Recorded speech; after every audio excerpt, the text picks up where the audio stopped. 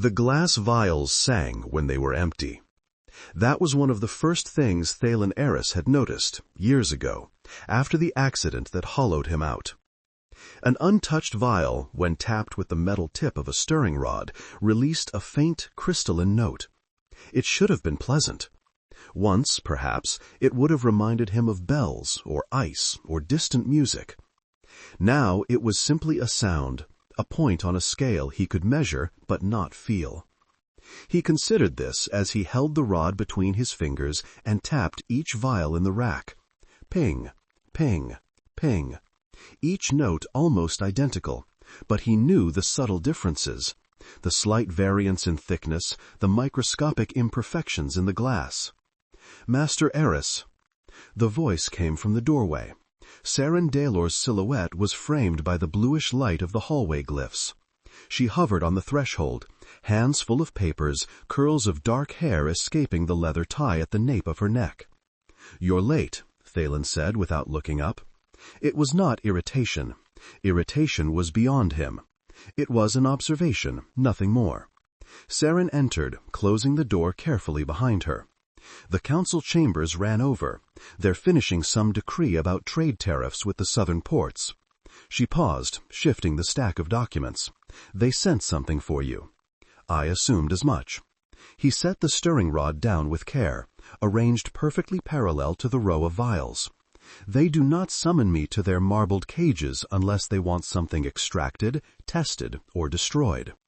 Saren crossed the room, stepping carefully around the clusters of apparatus. Thalen's laboratory was a forest of glass and metal. Coiling tubes, delicate alembics, brass scales, shelves of labeled reagents. The air smelled faintly of herbs, hot metal, and the ozone tang of transmuted essence. "They want you," Saren said quietly, "to take on a project of urgent civic importance." That is what they always say. This time it sounds more serious.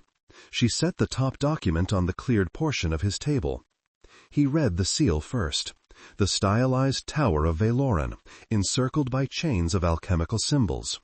It had been impressed so firmly that it had nearly split the wax. He broke it anyway. The letter was short. They rarely wasted words on him. Master Thalen Aeris.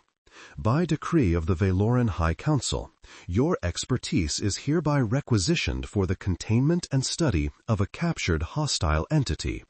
You are to report to the Eastern Bastion at once. Failure or delay will be treated as dereliction of civic duty. Signed, Councillor Merrick Voran, 3rd Seat. He read it twice, though there was little to understand. A captured hostile entity, he repeated. Vague, deliberately so. Saren folded her arms. Rumors have been circling all morning. There was an incursion at the northern border. Fire, tremors. The watchtowers reported lights over the ridge. Some say it was a storm. Others say, fae, Thalen finished. She nodded, jaw tight. Fire-fae, specifically. Thalen felt nothing at the word. Still, his fingers flexed slightly. He observed the motion with mild curiosity, as if watching someone else's hand. "Fae or no," he said, "they want it studied. They want to know how it works and how to break it apart. That is all they ever want." He folded the decree and slid it into the inner pocket of his coat. "Prepare a travel satchel with basic instruments. Distillation flasks, a sample kit, the portable resonance gauge. No volatile reagents." "You're going alone?" Saren asked. The council did not specify an escort. She hesitated. "You shouldn't go without someone to watch your back. If it is a fire-fae, their magic doesn't behave like our compounds. It's not predictable. It's alive," he suggested. She grimaced. "I've seen the guard burns, Master, on the ones who survived." "I will not be touching it," Thalen said calmly, "merely observing." Saren's gaze flicked to his gloved hands. He had worn gloves every day since the accident. Thick at first, when the burns were still raw. Thinner now, tailored leather so precisely fitted that they moved with him like a second skin. He did not need them. He felt no pain, no heat or cold. But habits were rituals, and rituals anchored his days. "Very well," Saren said. "I'll assemble the satchel." He watched her move through the lab, efficient and precise. He had chosen her as his apprentice not because of any particular spark of genius — he did not trust sparks — but because she was methodical. She cared about what was right and wrong, which was occasionally inconvenient, but useful as a corrective to his own emptiness. He, on the other hand, cared only about the integrity of the work, or so he had told himself for years. By the time she returned with the leather satchel buckled and packed, Thalen had already donned his heavier coat and checked that his notation book and graphite sticks were in their usual inner pocket. "You'll at least take an escort to the bastion," Saren pressed, as she helped him secure the satchel strap across his chest. "A guard? A runner?" He considered, measuring variables. "I will requisition a single guard from the South Barracks. That's not what I meant." "I know." They left the laboratory together. Outside, the corridors of the Alchemist's Collegium were cool and dim, lined with stone and iron. Runic lights glowed at measured intervals, their steady crystal blue casting hard-edged shadows. "Saren," Thalen said as they walked, "if the Council inquires, tell them I am en route." "That would be easier if you actually left the building," she muttered. He felt the corner of his mouth twitch. He was aware of the motion, but not the impulse behind it. "Consider it done." At the gate, he left her with a nod. For a moment, he watched her expression, creased with worry, stubbornly hopeful, trying to recall what that had once felt like. Then he turned toward the lower streets and the barracks beyond. Valoran spanned a plateau carved into the flank of the Emberfall Mountains. It was a city of stone and smoke, built upward rather than outward, its towers clinging to the cliff like pale barnacles. Bridges laced the open spaces between, narrow arcs cross-hatched with chains and runes to steady against mountain winds. To one who could feel, it might have been breathtaking. To Thalen, it was a system of weight and counterweight, angle and span, an elegant structure. Even elegance did not stir him. The eastern bastion loomed at the edge of the city, built directly into the stone where the plateau dropped away into the ravine. By the time Thalen reached it with a stoic guard in tow, a young man named Ivan, who spoke only when spoken to, the sun had slid lower, staining the thin clouds with copper. The bastion gate guards recognized Thalen immediately. Emotionless or not, he was the Council's favored instrument. "Master Aeris," one said, straightening. "Councillor Voran is waiting inside." Of course he was. They led Thalen through echoing stairwells and down into the reinforced holding corridors beneath the bastion. The air grew cooler and drier, tinged with the scent of old wards, iron filings, ash, faint chalky dust. Voran stood outside one of the reinforced doors, surrounded by two other counselors and a cluster of armored wardens. He was a compact man, his blonde hair silvering at the temples, his ring-bearing hands enclosed in embroidered gloves. His mouth was thin, his eyes clear and sharp. "Master Aeris," Voran greeted, spreading his hands, "Valoran's most valuable mind." "I doubt that," Thalen said, "but I am here. What have you brought me?" Voran's smile did not reach his eyes. "A problem only you can solve." He gestured to the viewing slit in the door's upper half. "See for yourself." Thalen stepped closer. The slit was narrow, fitted with tempered glass veined with faint sigils. Beyond it, the holding cell lay in shadow. For a moment he saw nothing but dark and the faint outline of chains anchored to floor and wall. Then something moved. A glimmer, a flicker of orange like a coal breathing. Thalen adjusted his stance, his breath automatically slowing the way it always did when he was about to observe a volatile substance. The figure in the cell shifted into the strip of lamplight falling from the slit. She was smaller than he had expected, not a towering elemental monster, but a woman. Shackles circled her wrists and ankles, attached to short lengths of chain that gave her only enough freedom to sit or stand. Her skin was a warm bronze, dusted along the arms with faint glints like buried gold. Her hair, unbound, tumbled in wild waves to her mid-back, a deep copper red, threaded with glowing embers that flared and dimmed as she moved. Her eyes, when they lifted toward the slit, were molten. Not a metaphor, truly molten, layered sunset gold and ember red. She saw them. Her gaze landed on Thalen, held, narrowed. "Is that him?" she asked. Her voice carried even through the door, low, roughened by strain, threaded with heat. Counselor Voren stiffened. "You will not address us, creature." She smiled without humor. "You don't like that I speak your tongue? We learned because you never stop shouting it across our forests." Thalen catalogued her features automatically.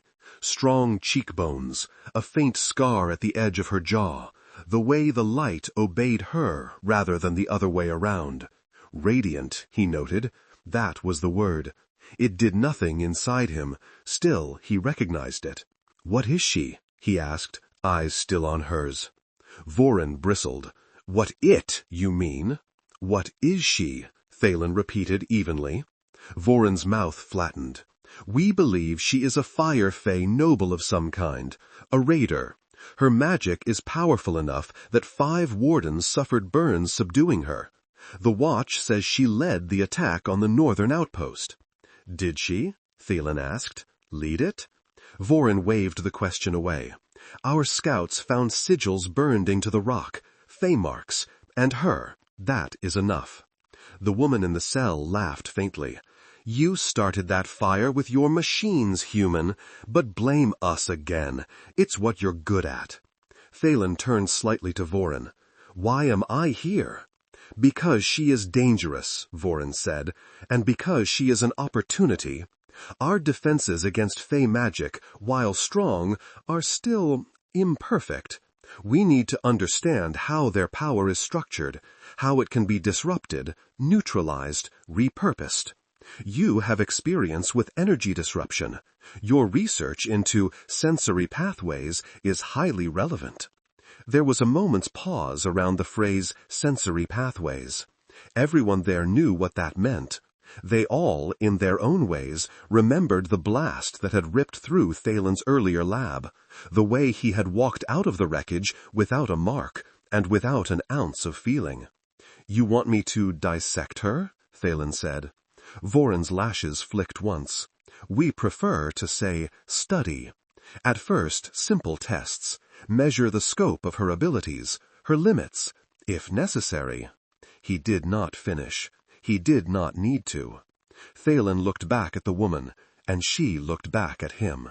Her eyes were sharp, and behind the contained fury there was something else. Fear, perhaps? He remembered what fear felt like only intellectually. Elevated pulse, shallow breathing, peripheral vision narrowing, a chemical cascade of responses he no longer experienced. But he recognized its presence in others. "You will have my full cooperation," Voren said, "within certain constraints. The creature must remain contained at all times. No direct contact. No release from her restraints. We cannot risk." "I will determine what is necessary," Thalen said quietly. "If you want results, do not dictate method." Voren's jaw clenched. He did not like being crossed, even gently, but Thalen was not easily replaced. "Very well," Voren said at last. "Within reason." Thalen inclined his head. "I require her transferred to a controlled laboratory environment," he said. "My own facility is not suitable for volatile magical entities, but the Collegium's sub-basement Chamber 3 is equipped with dampening wards and retractable restraints. Saren Daylor will assist, and I need full access to all records of Fae encounters from the last 10 years, including those you buried under confidential seals." Voren's eyes narrowed at that. "You presume much." "You want a useful answer?" Thalen replied. "I will not work blind, and I will not work in a dungeon." Something flared in the woman's gaze at that. Surprise, perhaps? The embers threaded through her hair brightened a fraction. Voren exhaled through his nose. Fine, the chamber and records will be arranged, but we will have wardens on site and council oversight. Of course, Thalen said. Voren gestured curtly to a warden. Prepare the prisoner for transfer. The warden unlocked the smaller observation slot and slid a hinged panel aside, revealing inner mechanisms controlling the chains. As he adjusted them, the woman did not resist, but when they forced her to stand, the lamplight caught the faint tremor in her legs. She masked it quickly, lifting her chin. As they moved to close the slot again, her gaze flicked back to Thalen. So, she said, her voice soft enough that only he and perhaps Voren would hear. You're the one who feels nothing. Thalen did not ask how she knew. The story had traveled far, or she simply read it in his stillness. That is accurate. Her lips curved, not exactly in a smile. We'll see. They moved her under heavy guard, and Thalen followed at a measured distance. Calculating. He would need containment glyphs of his own devising, something that dampened energy streams without severing them entirely. He would need measurements of her resting output, a baseline pulse. He should have been interested. He knew that once strange problems had thrilled him. Now he approaches them as puzzles to be arranged into the neatest possible configuration. A small ember of anticipation glowed, not in his chest, but in his mind. New data. That was all. They reached the Collegium as night began to pool in the crevices of the city. Lanterns sparked to life along bridges and towers, mirroring the constellations above. Saren was waiting in the main hall when they arrived, eyes wide as she took in the column of wardens and their shackled prisoner. She will be held in sub-basement chamber 3, Thalen told her, following into step beside her. I will require you to prepare the insulation wards and lay out the resonance gauge, the sympathetic coils, and the insulated probes. Saren nodded, fingers already flexing in remembered motions. Then her gaze slipped past Thalen to the woman walking between the wardens. For a heartbeat, the world seemed to narrow around that point of focus. The fire-fae's head turned, and she met Saren's eyes. There was no hostility there, only sharp assessment. A human girl in ink-stained gloves and a collegium vest, watching her with something like awe and something like pity. The woman made a quiet sound that might have been amusement. A faint glow shivered along the chains at her wrists, quickly smothered as the wardens barked a warning. Saren swallowed. Is she dangerous? Yes, Thalen said. Yes, the woman echoed from between the guards, almost lazily. But not in the way you think, Thalen added. They took her below, down a spiral staircase shored up with sigil-etched plates. Chamber 3 lay at the deepest level, a circular room of polished stone, threaded with inlaid silver lines. The dampening wards pulsed faintly, harmonizing with the runic lights in the ceiling. The wardens secured the woman, the fire-fae, to the central dais. Chains hooked into the floor, binding her wrists wide enough that she could not reach her own face. Ankles secured. A collar of dull metal, etched with sigils, locked at her throat. Thalen watched every step, noting the moment her shoulders sagged, the slight wince when the collar clicked shut. Is that necessary? He asked. Voren, who had followed to oversee, lifted a brow. You are here to tell us what is necessary. I am here to study, Thalen said, not to torture. Excessive restraint may alter her natural output and distort data. You may remove the collar, Voren said, if you can guarantee she will not incinerate half the Collegium. Their eyes met. Neither man blinked. Thalen glanced at the faint shimmer crawling along the room's outer ward lines. The chamber's dampening array is sufficient, provided we do not provoke her. Voren exhaled sharply.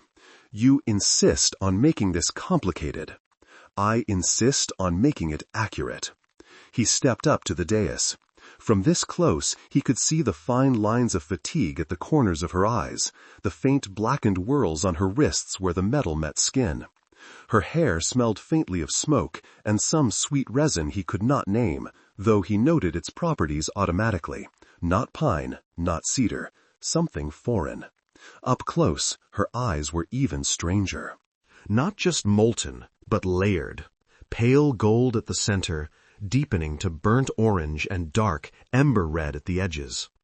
They tracked his movements with predatory calm. "May I know your name?" he asked. Voron made a choking sound. "You will not." "I cannot record data accurately by calling her creature in my notes," Thalen said, without looking back. "Names are identifiers. We need one." The woman's lips quirked. She angled her head, copper hair sliding over her shoulder. "Will you give me one if I don't?" she asked. "Most likely," Thalen said. "Humans do so for things they don't understand." Her gaze slipped past him to Voron, then back. "Liora," she said finally, "of the Embervine line." She swallowed, as if the words were friction. "Not that it matters to you." "On the contrary," Thalen said, "it matters a great deal."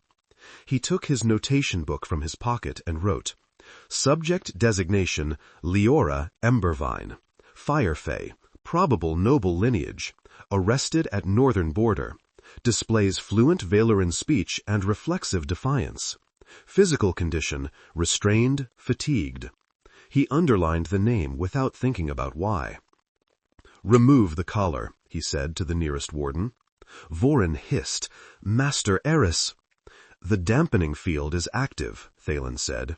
"She cannot access full output. If she attempts to do so, the array will trigger feedback that will incapacitate her before any structural damage is done. I am not in the habit of guessing.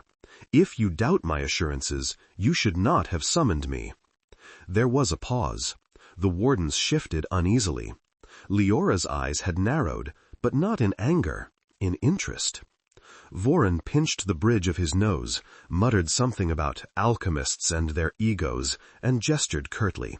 "Fine, but one spark, Master Aeris, and your laboratory privileges will be the least of what you lose." Thalen nodded once. The warden stepped carefully to the dais, fingers shaking slightly as he unlocked the collar. The metal ring loosened. For an instant, as it fell away, a pulse of warmth pressed outward, like the first wave of heat from an open furnace. Thalen noted it. The runes in the walls flared, then steadied. Liora exhaled deeply and rolled her shoulders, stretching her neck. "Better," she said. "Your restraints remain," Thalen reminded her. She gave him a sidelong look. "I'm aware." Saren entered then, arms full of equipment. She froze when she saw the collar lying discarded on the dais. "Master." "Place the resonance gauge at the edge of the array," Thalen said over her uncertainty, "and the probes on the north and south lines. We'll begin with baseline readings at rest." Saren swallowed whatever protest she had been about to make and moved quickly, her hand steady as she assembled the apparatus. She placed the brass and glass gauge on a low stand, wires extending from it to touch two of the silver inlays. The needle quivered, then began to climb, marking a steady output. "Strong field," she murmured, "even with the dampening array engaged." Thalen watched the needle turn. "Yes, now we need to know its patterns." He approached the dais again, stopping just beyond the line embossed into the floor. The dampening field hummed faintly where it intersected with his boots. "Liora," he said, testing the shape of her name, "I need you to remain as calm as possible. No deliberate ignition, no sudden spikes." Her brows lifted. "You think I trust you enough to ignite on command?" "I think you prefer your autonomy," Thalen said. "If we establish a baseline, any deliberate alterations later will be more apparent. That provides you a measure of control." Her mouth tightened. She glanced at the wardens posted by the door, at Voron standing with his arms folded and his expression like carved stone. Then she looked back at Thalen. "You speak like you're not one of them," she said. "I am a Valoran," he said simply. "That does not mean I agree with all of its methods." "Yet here I am," she said, rattling her chains faintly. "You are here," he said, "because both your people and mine refuse to understand one another, and because I lacked the courage to refuse their request." The admission startled even him. It should have been only a statement. It felt unusually exposed. Something flickered in her eyes. She studied him for a long moment, then exhaled slowly. "Fine," she said. "Take your measurements, Alchemist." He nodded and signaled Saren, who adjusted several dials. They took readings: resting field strength, fluctuation over time, minor responses to external stimuli. Saren moving closer, a warden shifting his feet, Voron's raised voice as he argued with another counselor in the corridor. Thalen recorded every fluctuation, pleased by the emerging patterns. "Interesting," he murmured after an hour, tapping a note. "Her output increases slightly in response to perceived threat, but is more reactive to emotional tones." Saren frowned. "Emotional tones?" "The timbre and intention beneath speech," Thalen clarified. "When the warden dropped his spear earlier, her field spiked briefly. Concern, perhaps, for an unexpected sound. But when Counselor Voron raised his voice, the spike was wider and sustained." "You can tell all that from a needle and a few ticks?" Liora asked dryly. "No," he looked up. "I infer. Observation, pattern recognition, nothing mystical." Liora's lips curved. "For someone who feels nothing, you're very interested in emotion." "I am interested in everything," he said. "Emotion is simply more elusive than most things I study." Saren adjusted the coil contacts again. "We should probably... Master, the Council requested we test direct interaction as well." Voron, who had been hovering just outside the chamber, stepped back into view. "Yes, enough of this hovering around. We did not bring her here to watch a needle twitch.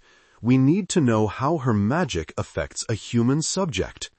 Liora's chains clinked softly as she shifted, eyes sharpening. "You will not touch me." Voron sneered. "You have no say in the matter, creature." Thalen felt the air temperature shift. Mild, barely noticeable, but his instruments recorded it. A fractional rise in ambient heat. "The dampening array is holding," Saren whispered, watching the gauge. Thalen looked from Liora to Voron. "If you wish to test direct interaction, we must proceed carefully," he said. "Uncontrolled contact could trigger unpredictable responses and damage both subject and environment."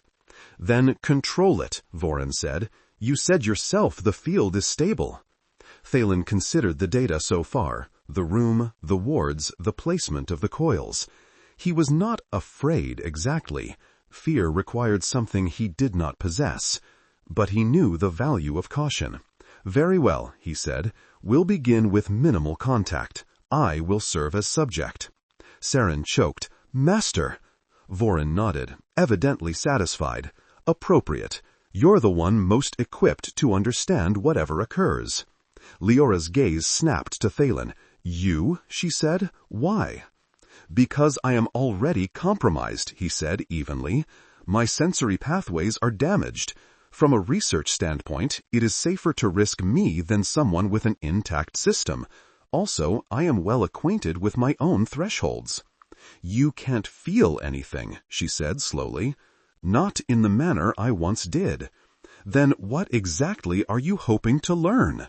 He opened his hands. "Whether your magic interacts with what remains in me." Her eyes searched his face. He held still, letting her look. It cost him nothing, or so he believed. "Fine," she said at last. "If you want to put your hand in a fire that doesn't burn you, Alchemist, that's your choice." "Master, I really must object," Saren burst out, stepping closer. "We don't know how her magic works. You said yourself the accident that altered your senses involved energy disruption. This could destabilize it further, or it could do nothing," Thalen said, "in which case we will know that too." "You're not expendable," she said, voice tight. "Even if the Council thinks so." He looked at her. Saren was not beautiful in any conventional way, but she was earnest. Lined with ink and determination, her hands calloused from years of grinding reagents and copying symbols, a steady presence in his lab. "I will take precautions," he said gently. "Your protest is recorded." "That's not what I—" He stepped away, toward the dais. The dampening field thrummed beneath his boots, then parted around him, recognizing his authorization seals. He stopped at arm's length from Liora. Up close, the air around her was warmer, as if she carried her own summer. Her hands were bound in front of her, wrists shackled, but close enough together that she could curl her fingers almost into a fist. "Extend your hand," he said quietly. She laughed once, harsh. "Have you considered saying please?" He blinked. It had not occurred to him. "Please," he said. For the first time, genuine humor flashed across her face, brief as a spark. "There, not so hard." She extended her right hand as far as the chains allowed. Her fingers were long, calloused, the nails short and clean.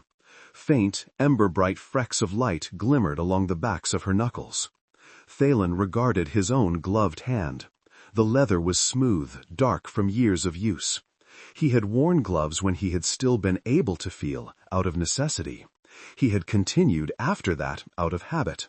A barrier between him and a world he no longer touched. Slowly, he stripped the glove off. The air felt no different against his bare skin. His fingers were pale, the nails neatly trimmed.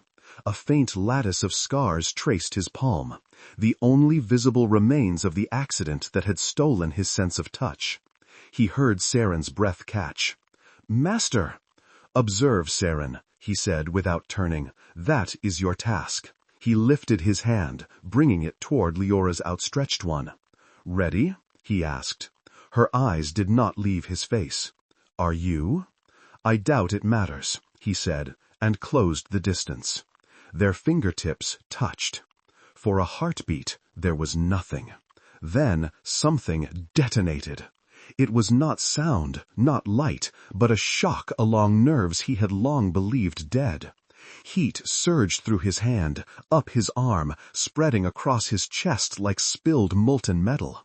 His breath hitched, automatically, reflexively, and the room lunged into sharp focus. The coolness of the stone under his boots, the faint ozone tang of the wards, the softness of Liora's skin. Soft, warm, alive. His hand spasmed around hers, gripping. The sensation intensified, like plunging his arm into a rushing river of sun. He staggered, knees buckling. Somewhere distant, he heard Saren shout his name. Instruments clattered. The resonance gauge needle slammed against the top of its arc. Liora's eyes widened. "Stop," she hissed, but he could not tell whether she spoke to him or to herself. Emotion crashed in behind sensation, a tidal wave breaking through a cracked dam. Fear, wonder, astonishment, edged with something like grief. He realized distantly that his heart was racing, that his chest felt tight, that his throat burned. It was too much.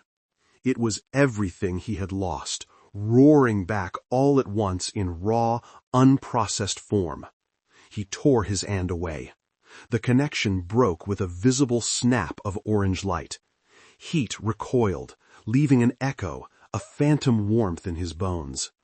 He stared at his hand, then at Liora. She was breathing hard, her face pale beneath its bronze hue. Sweat glistened at her temple. The embers in her hair flickered uncertainly. "Well," she rasped, "that answers that, doesn't it?" Thalen tried to speak. His tongue felt clumsy, his mouth dry. His chest ached with something he could not name. He groped for words and found only one. "Sensation," he whispered. His voice sounded hoarse, unfamiliar. "I felt—" He cut himself off, unable to complete the sentence. Saren rushed forward, skidding to a halt at the array's edge. "Master, are you all right? Your pulse is racing, you're flushed. Should I get a healer?" He looked at her, and something in his chest clenched. Concern. Genuine, bright and sharp. For him. He did not know what to do with it. He swallowed, I am not harmed. Liora let out a short, breathless laugh. Not harmed, he says. You look like someone dropped you in a bonfire.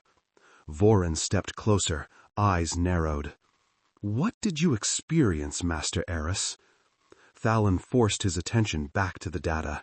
He needed order, structure, something to hold on to in the flood.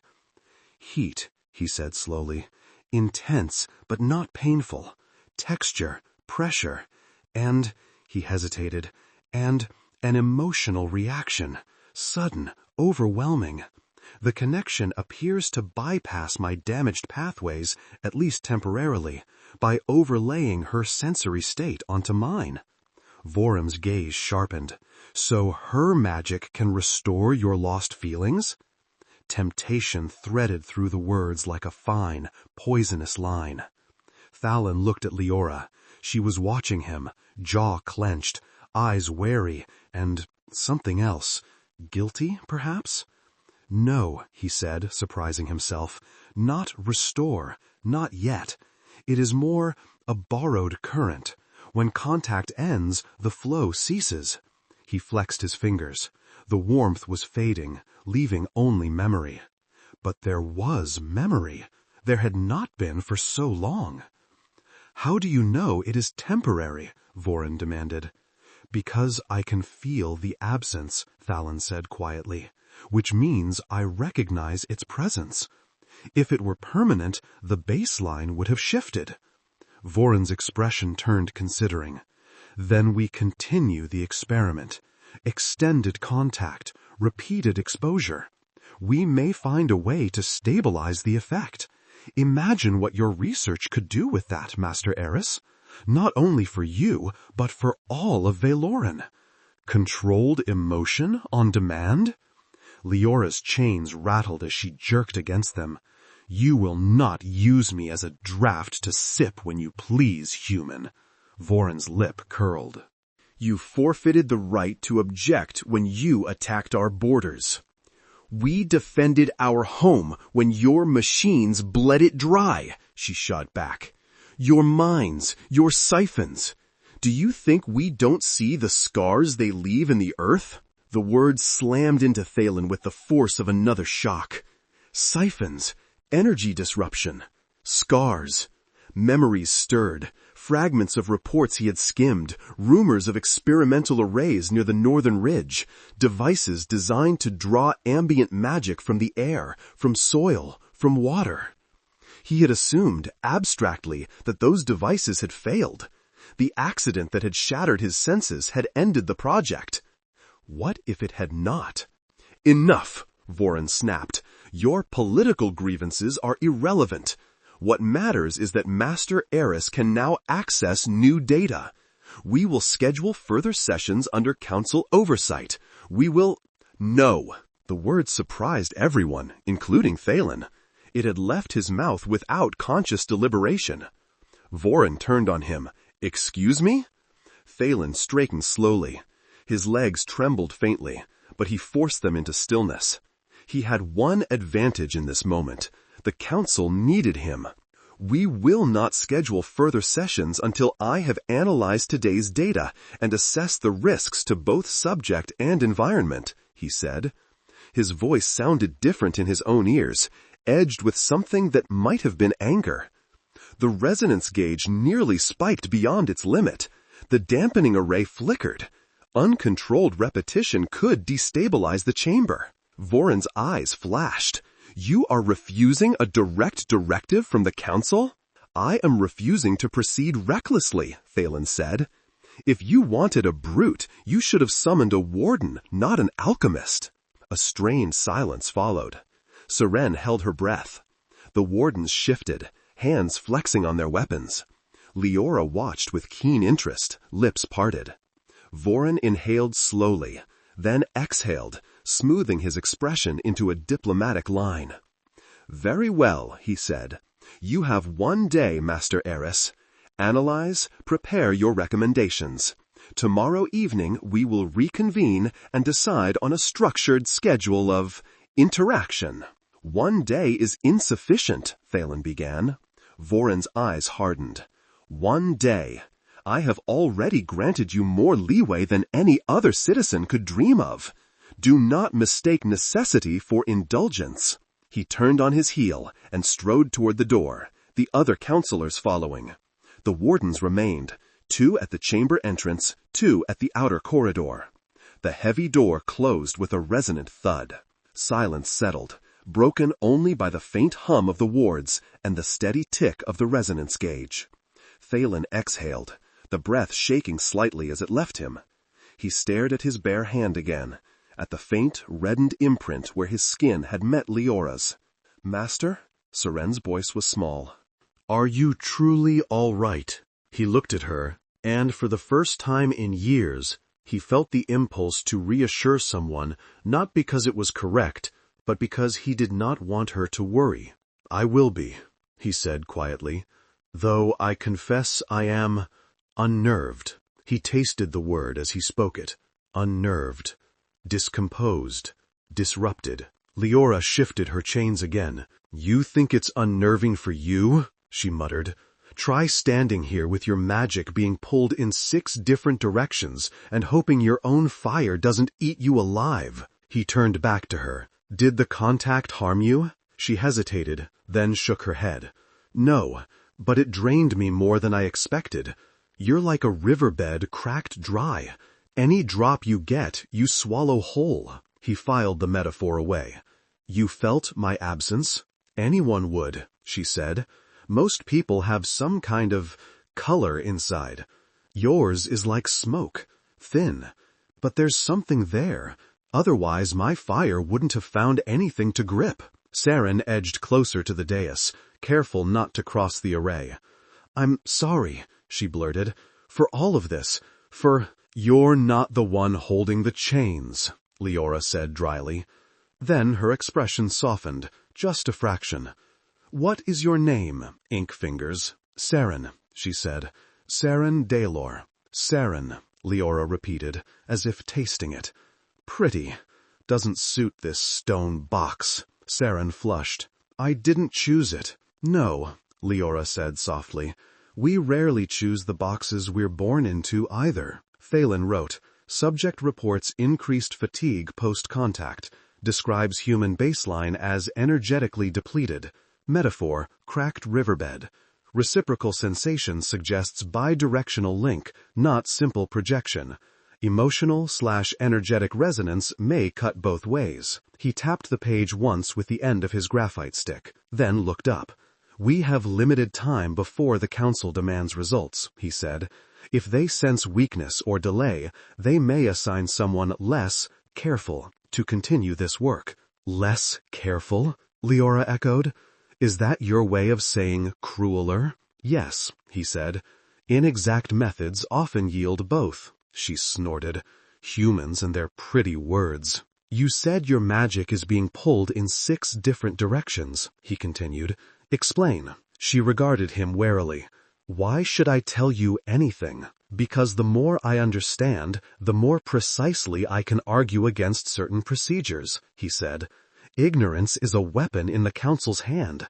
I would prefer not to hand it to them sharpened." Her gaze flicked between him and Saren, then to the wardens at the door. Her shoulders slumped a fraction. "Fine," she said.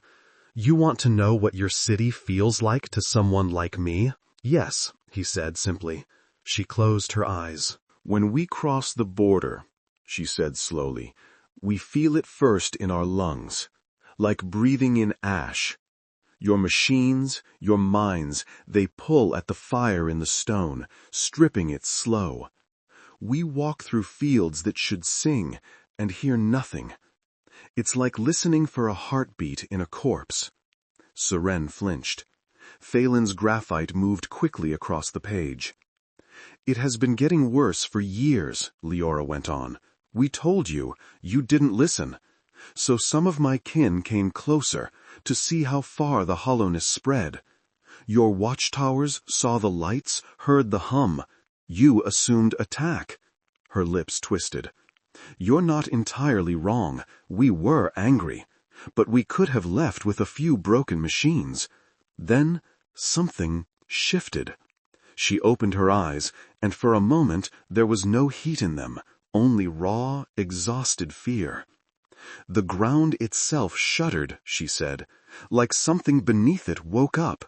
My magic jerked sideways, like a hand grabbed it.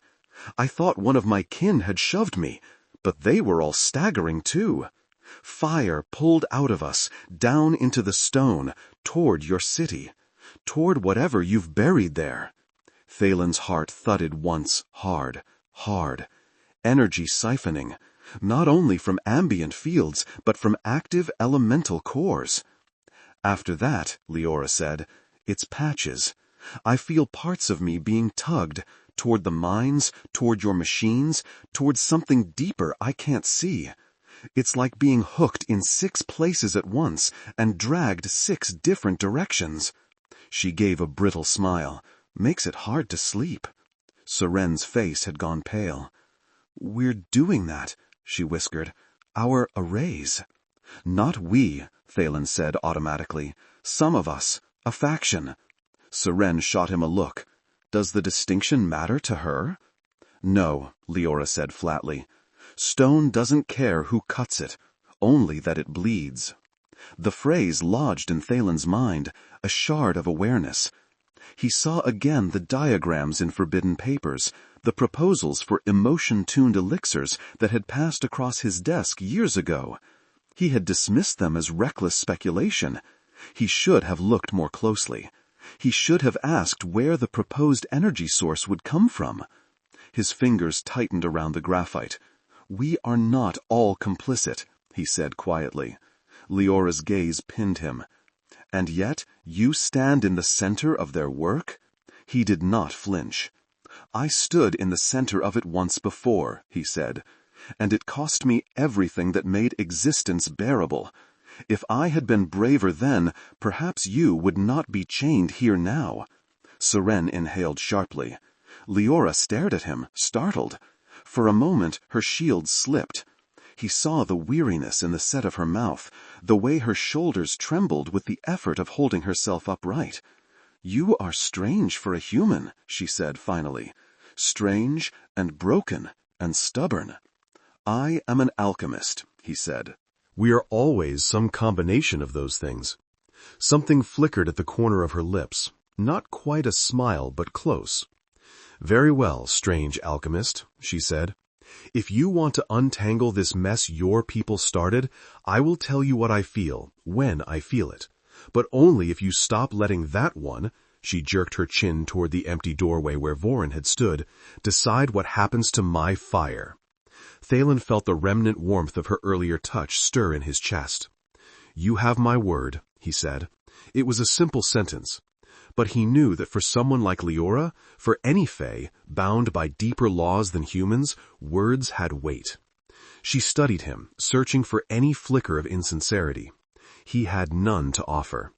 At last she nodded once. Then we have an agreement. Seren exhaled slowly, some of the tension easing from her shoulders. If you both intend to challenge the council, we're all going to need more than agreements, she murmured. We're going to need proof. Thalen closed his notebook. Then we must find it, he said, before the council finds a way to make this connection into a commodity. He flexed his bare hand again. A faint echo of Liora's warmth pulsed there, like an afterimage. He had not expected to feel anything again. He had built his life and his research around that emptiness. Now, one accidental touch had cracked his certainty. He looked at Liora, shackled on the dais, but still, somehow, unbowed. Embers pulsed in her hair and eyes, dimmed by exhaustion, but not extinguished. A captured fire-fae, whose touch had just set his hollow world alight. Whatever happened next, he knew this. They were no longer merely subject and scholar, captor and captive. Their fates had been bound together in that single, searing instant when his hand had met hers. And if he failed to navigate what followed with precision, he might not only lose the fragile ember of sensation he had just rediscovered, he might lose her, too. The next morning, Thalen woke before dawn with the distinct sensation that something was wrong. Not with his body. That felt as it always did. Functional, responsive, an instrument more than a home. But his mind, usually a calm slate at waking, was crowded. He remembered colors, heat running down his arm, the soft press of another hand, the sharp intake of his own breath as sensation burned back to life, however briefly. Liora. He lay still for a moment, staring at the shadowed ceiling of his narrow chamber above the laboratory. The collegium's stone walls muffled the sounds of the waking city, so only faint echoes reached him, distant voices, the clank of carts. Ordinarily, his mornings unfolded with mechanical precision. Rise, dress, check overnight results in the lab, record observations over a simple breakfast. Today, his first impulse was to curl his bare fingers, testing for something that wasn't there. The memory remained, but the warmth had faded entirely. He exhaled slowly and swung his legs off the bed.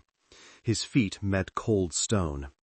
He registered the temperature intellectually, nothing more. The emptiness felt louder, somehow, in contrast. He dressed and descended to the lab. Saren was already there, hunched over the large central work table with a pot of ink and several scrolls spread out. Dark circles underlined her eyes. "You should have gone home," he said. She jumped, blotting ink across a margin. "You should make more noise when you walk." "Why?" "So I don't spill the Council's precious records when you appear like a ghost." He glanced at the scrolls. "You got access to the sealed archives." A hint of pride crept into her weary expression. "You told me to," she said. "I may have reminded the archivist that the Council would be furious if he delayed your work." Thalen considered the ethics of that. "Technically true." "Exactly," she said. "I didn't lie. I just let him imagine the rest." He stepped beside her. The scrolls detailed a decade of reports, each stamped with the Council's sigil. Fae sightings near the border, minor skirmishes, complaints about disrupted trade routes. And threaded among them, rare, sparse, notices of experimental energy arrays. "Here," Saren said, tapping one with ink-stained fingers. 8 years ago, East Ridge, under Councillor Voren's authorization. Ambient earthen energy redirection array. Results inconclusive, project paused after lab incident. That must be your accident." He scanned the technical notes. The diagrams were familiar, though seeing them after so long, he felt an odd dislocation, as if reading a stranger's work. "I proposed a failsafe," he murmured, tracing one of the sketched circuits. "They modified it. Someone removed the secondary grounding line." "They what?" Saren said sharply. He tapped the margin where the altered configuration had been initialed. A.S. "Arethel Cern," he said. "He was attached to my team briefly. I didn't realize he had access to the final array." Saren pulled another scroll toward them. "And this," she said, "is from 2 years after that. Different ridge.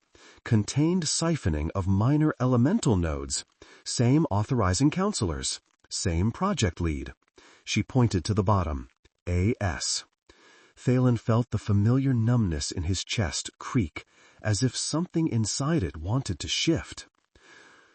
"So the project didn't end with my accident," he said quietly. "They just moved it." Saren's jaw clenched.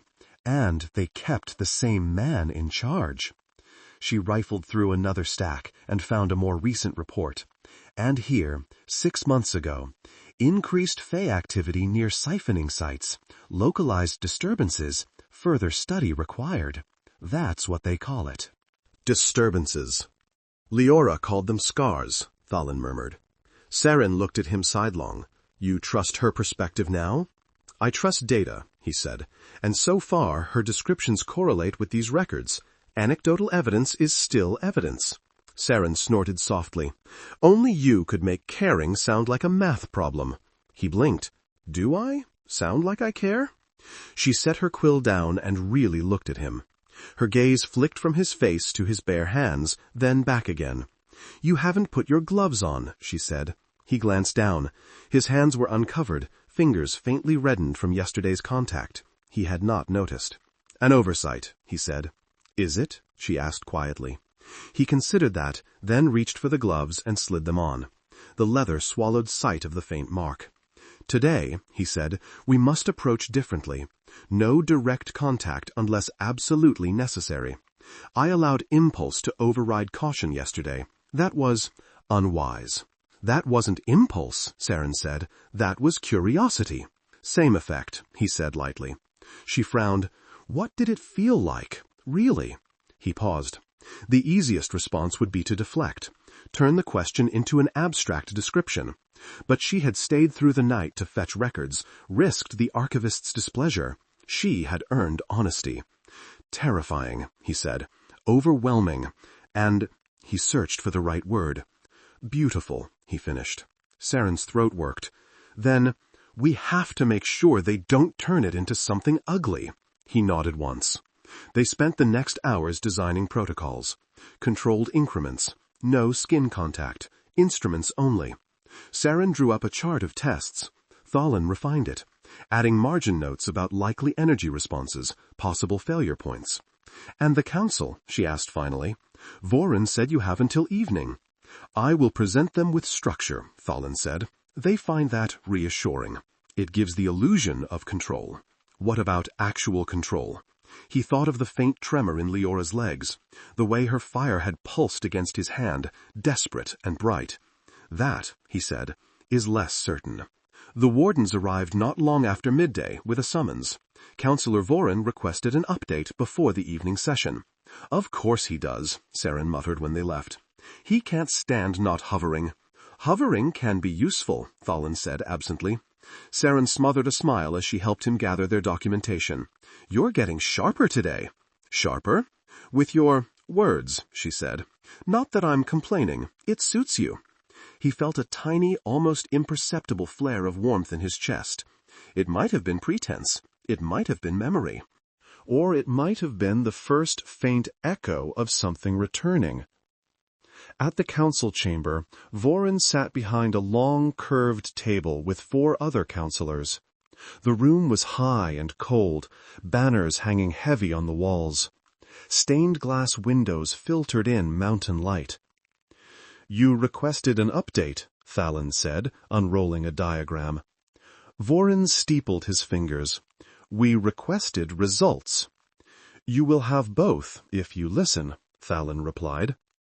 He outlined their findings: baseline field strength, emotional reactivity, the effect of direct contact. He deliberately described his own experience in clinical terms, sanding away the wonder and fear until only useful details remained. "So," Councillor Nera, a thin woman with iron-gray hair, said, "her magic can bridge your damaged sensory state." "For fleeting moments, yes," Thalen said, "but the backlash is extreme. Prolonged exposure could destabilize both our systems. Her essence is already strained by external siphons." Voren's eyes narrowed. "You are certain?" "Reasonably." Thalen slid a scroll forward.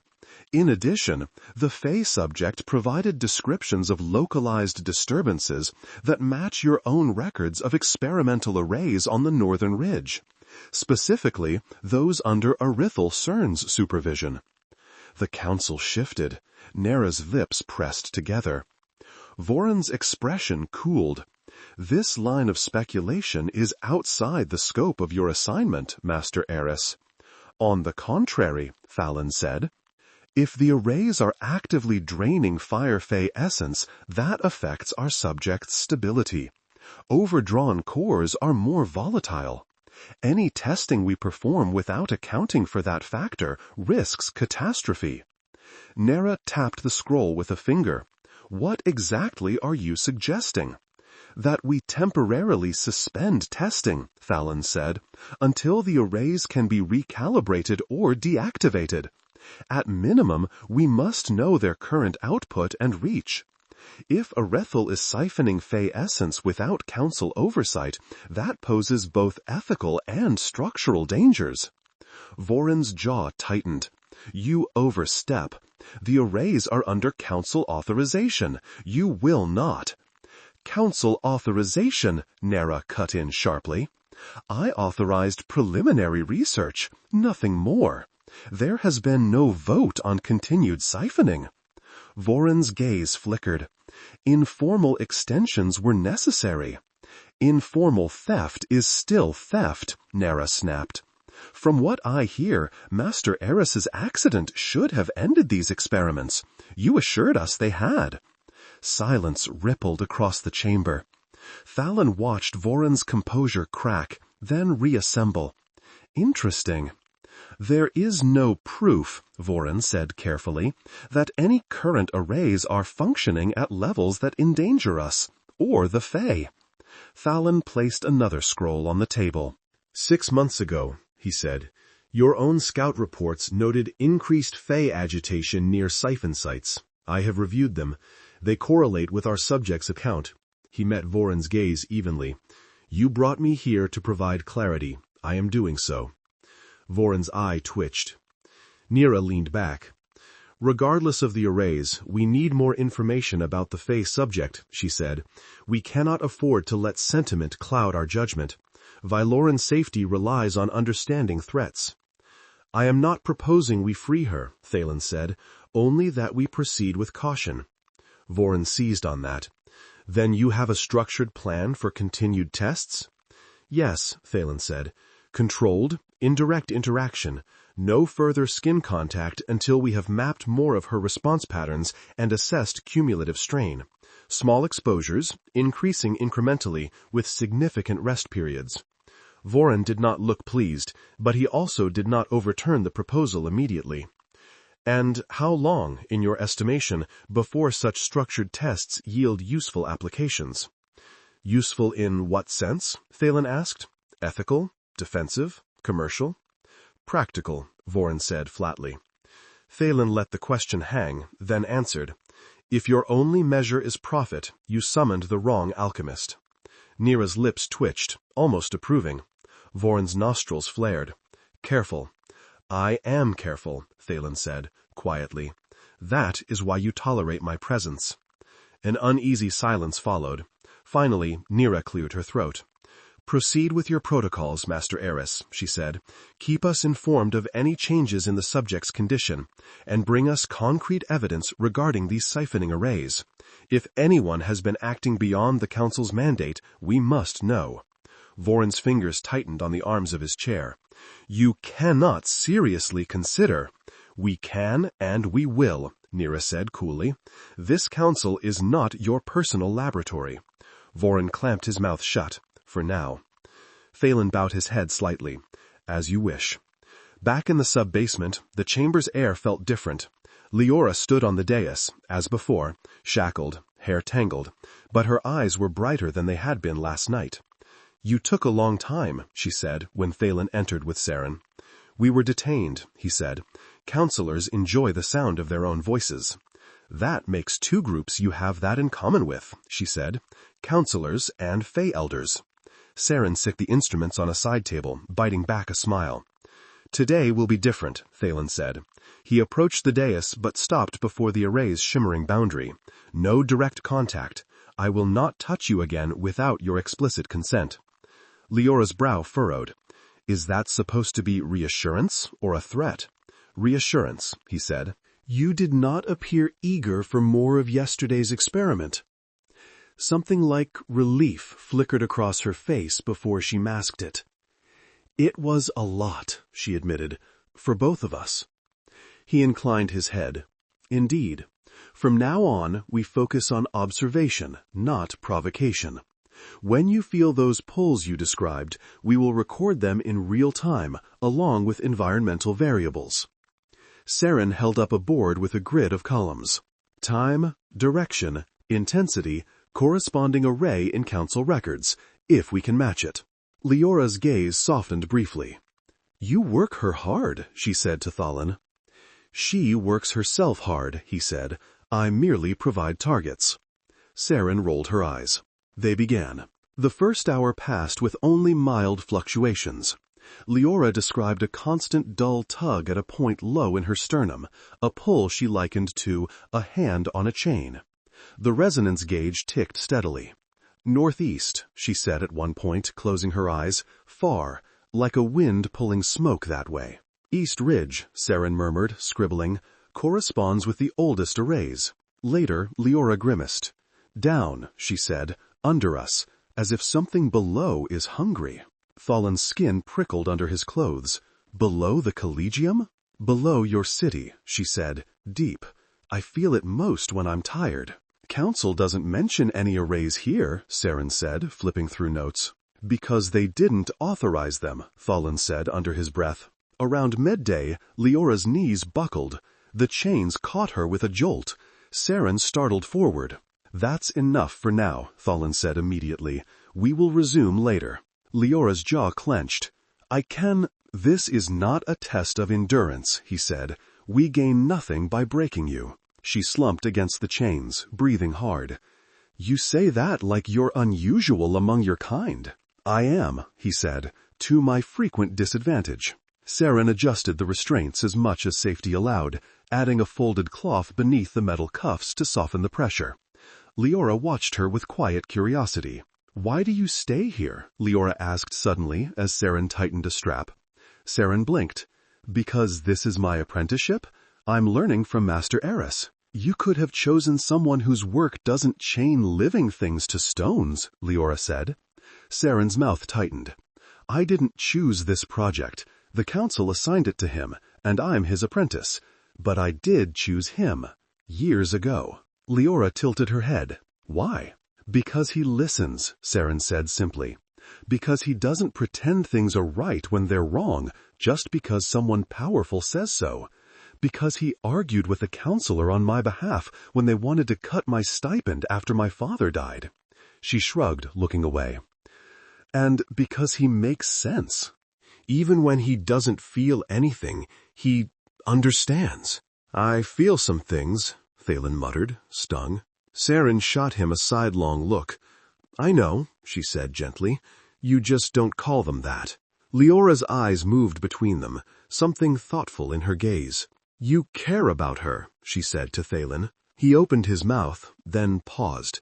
The reflexive response, some variation of, "she is a valuable assistant," suddenly felt insufficient. "Yes," he said slowly, "I do." The admission fell between them like a small weight. Saren ducked her head quickly, busying herself with the gauge. Liora gave a low hum. "Your riverbed may be cracked, Alchemist," she said, "but there's still water down there." He didn't answer, couldn't. The words lodged somewhere behind his ribs, with all the other things he didn't know how to name. They resumed testing later in the afternoon, with shorter intervals and longer rests. Between measurements, they talked. At first, it was purely functional. Thalen asked about the structure of Fae courts. Liora explained that courts was a human word, and that her people thought in terms of groves, hearths, and lines. Saren asked about fire-fae childhood. Liora described learning to coax sparks from river stones. "So your magic is not solely destructive," Thalen observed. "That's not what fire is," Liora said. "Fire cooks food. It keeps the cold out. It lights the dark. It burns away rot. But yes, it can also destroy." Her gaze flicked to the wardens at the door, "which is the only part your people ever see." "Your raiders burned 3 supply wagons last year," one of the wardens muttered. Liora snorted. "After your arrays dried their hunting grounds, the humans driving those wagons lived. The groves you bled out did not." Thalen watched the exchange, cataloging grievances. Each side carried their own. "You said once that humans shout your tongue across the forest," he said. "Why?" "Because you're loud," she said. "You build towers and engines, and tear the earth open, and act surprised when everyone hears. The first time I saw one of your machines, I thought a mountain had grown teeth." Saren laughed despite herself. "That sounds about right." As the hours wore on, the tension in the chambers shifted. The wardens remained wary, but their shoulders gradually lowered. Saren's questions grew less stilted. Liora's answers became less barbed. At one point, when Saren accidentally splattered herself with ink while making a note, Liora chuckled. Careful, ink fingers. You'll end up more writing than person. Better than more chain than person, Saren replied. Liora's smile faded. True. Late in the day, when the runic lights in the ceiling had shifted to their dimmer evening hue, Thalen closed his notebook and checked the gauge one last time. That is enough for today, he said. Continuing past this will only compound your exhaustion. Liora sagged against her restraints. You sound disappointed, she said. I am intrigued, he said. Not disappointed. There is a difference. What's the difference? Disappointment carries an emotional component, he said. Intrigue is purely cognitive. Saren made a quiet noise. You're splitting hairs. Precision matters, he said automatically. Liora watched him. And if you could choose, she asked, to feel fully again or stay as you are? The question caught him. He had once thought the answer obvious. He had devoted years to trying to reverse his condition. And yet, feeling is not inherently better, he said slowly. It clouds judgment. It hurts. People make foolish choices because of it. And yet you chased it for years, Liora said. Why? He looked at his gloved hands. Because without it, he said quietly, existence is flat. I can see beauty but not be moved by it. I can recognize kindness but not feel warmth. It is like listening to music through a wall. You know it is there, but you never quite hear it. The chamber was very still. Saren had turned away, blinking rapidly. Liora's eyes had softened, ember-light banked. So you continue chasing music, she said. Habit, he said lightly, and stubbornness. And yesterday, she asked, that wasn't habit. He met her gaze. No, he said, that was impulse and inadequate foresight. And now? He searched himself. The memory of her touch lingered like a phantom ache. Now, he said, I understand the stakes more clearly. She held his gaze a moment longer, then nodded. Good, she said, because the council doesn't care if you burn yourself hollow. They only care what they can bottle. I am aware, which is why we must move faster than they anticipate. Saren cleared her throat. Speaking of that, while you were with the council, I had an idea. Only one? He asked mildly. She glared at him, but some of the heaviness had lifted from her features.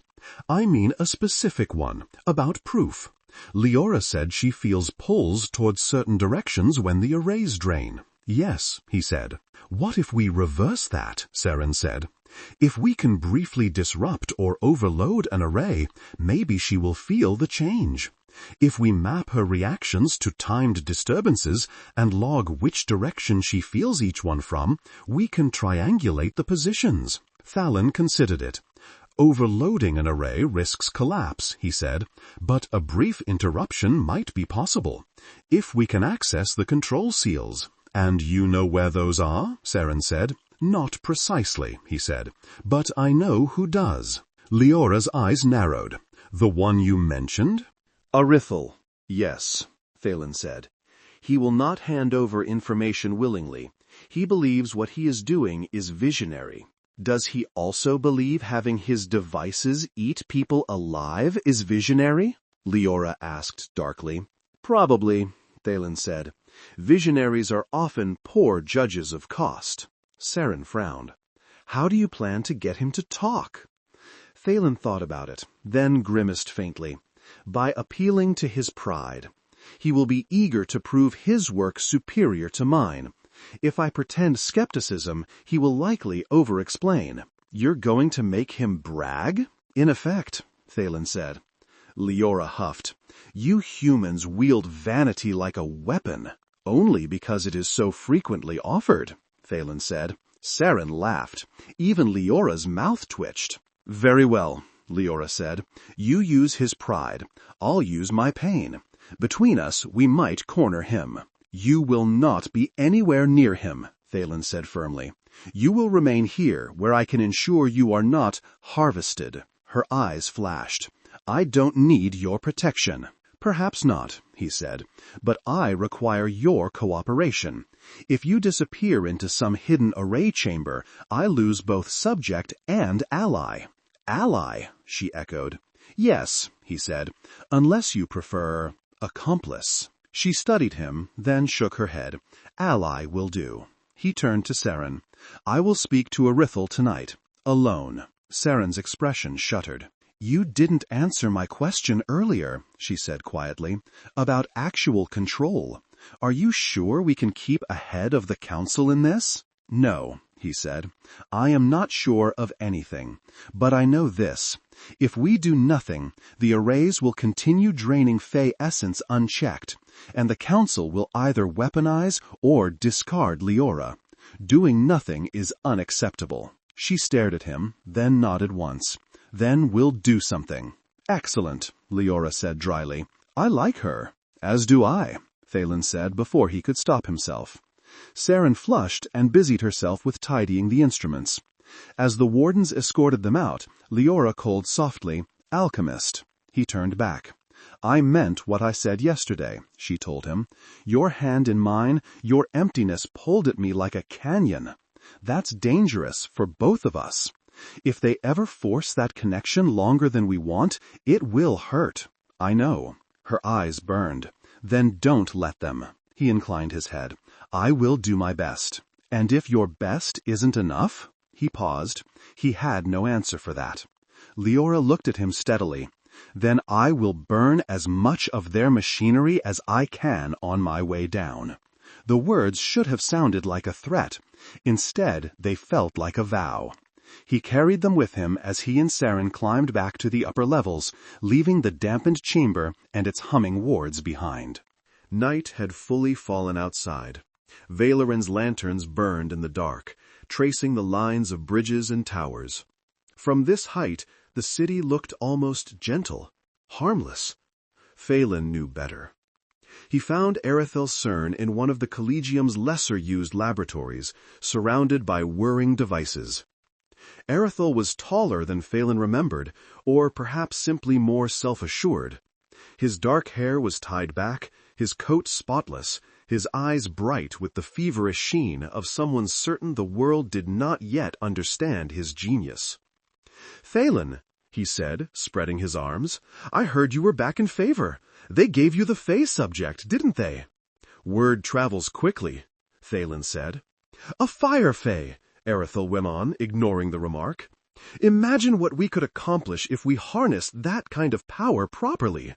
Not just clumsy wards and crude blasts like the wardens use. Refinement, distillation, emotions in their purest form." His hands moved as he spoke, sketching shapes in the air. Thalen watched him, expression carefully neutral. "Is that what your arrays are for?" Arithel's smile sharpened. "You've been reading old reports." "I assumed the project ended after my accident," Thalen said. "I see now that assumption was optimistic." "It evolved," Arithel said, "as all worthwhile experiments do. Your mishap was unfortunate, but enlightening. We underestimated the feedback loop. Once we corrected for that, the possibilities expanded. You felt it yourself with the Fae, didn't you, for a moment?" Thalen's shoulders tensed. "You are well informed." "The Council wanted my opinion," Arithel said, "on the potential of Fae-human sensory bridges. I told them it confirms everything I predicted. We can bottle experiences, Thalen. Package them. Imagine a world where sorrow can be tempered, joy enhanced, fear dampened on command. We could civilize the raw chaos of feeling." Thalen thought of Liora's description of cracked riverbeds and bleeding stone. "At what cost?" he asked. Arithel sighed. "You always fixate on cost. Progress demands it." "And who pays it?" Thalen asked softly. Arithel waved a hand. "The Fae? They hoard their magic, lord it over us, interfere with our borders. Better that some of it serve a higher purpose." They are not jars to be emptied and refilled at your convenience, Thalen said, more sharply than intended. Arithel's brows lifted. You're becoming sentimental in your condition. Interesting. Sentiment has nothing to do with it, Thalen lied. Unsustainable extraction destabilizes sources. Overdrawn cores can collapse catastrophically.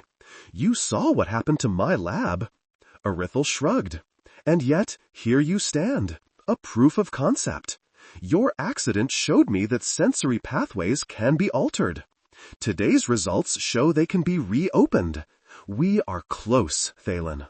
Don't you want to feel again, permanently? Not just for a heartbeat, but always? The question pierced him more deeply than he liked. Yes, he said simply, but not like this. Arithel smiled thinly. You may not get a choice. Thalen stepped closer, lowering his voice. If your arrays overload, you won't have a choice either. The backlash will not confine itself to a single lab this time. You're drawing from deep nodes. If one of them collapses, the entire mountain could respond. Arithel's eyes gleamed. You over-dramatize. You underestimate, Thalen said, which is worse. Arithel studied him for a long moment. Why are you really here, Thalen? He answered truthfully, to assess risk. And? Arithel spread his hands. What is your assessment? That you are very close to destroying the balance that makes this city livable, Thalen said, and that the council will hang you for it if they realize you did it without explicit approval. Arithel's smile didn't falter, but something tightened at the corners. They won't dare, not if I succeed. History doesn't remember the counselors who frowned. It remembers the ones who changed the world. Or ended it, Thalen said. You know the theoretical models. If we trigger a core collapse under the city, then we will adjust before it reaches that point, Arithel snapped. I have fail-safes now, better than the ones you designed. Systems to dampen draw, to redirect overflow. I've been refining them for years. Show me, Thalen said. What? Show me your fail-safes, Thalen said. Convince me. If your work is truly as safe as you claim, data will support it. If not, I can help improve it. Why would you help? Arithel asked, eyes narrowing. Because, Thalen said quietly, I have no desire to relive my accident on a larger scale, or to be buried under the mountain when one of your adjustments fails.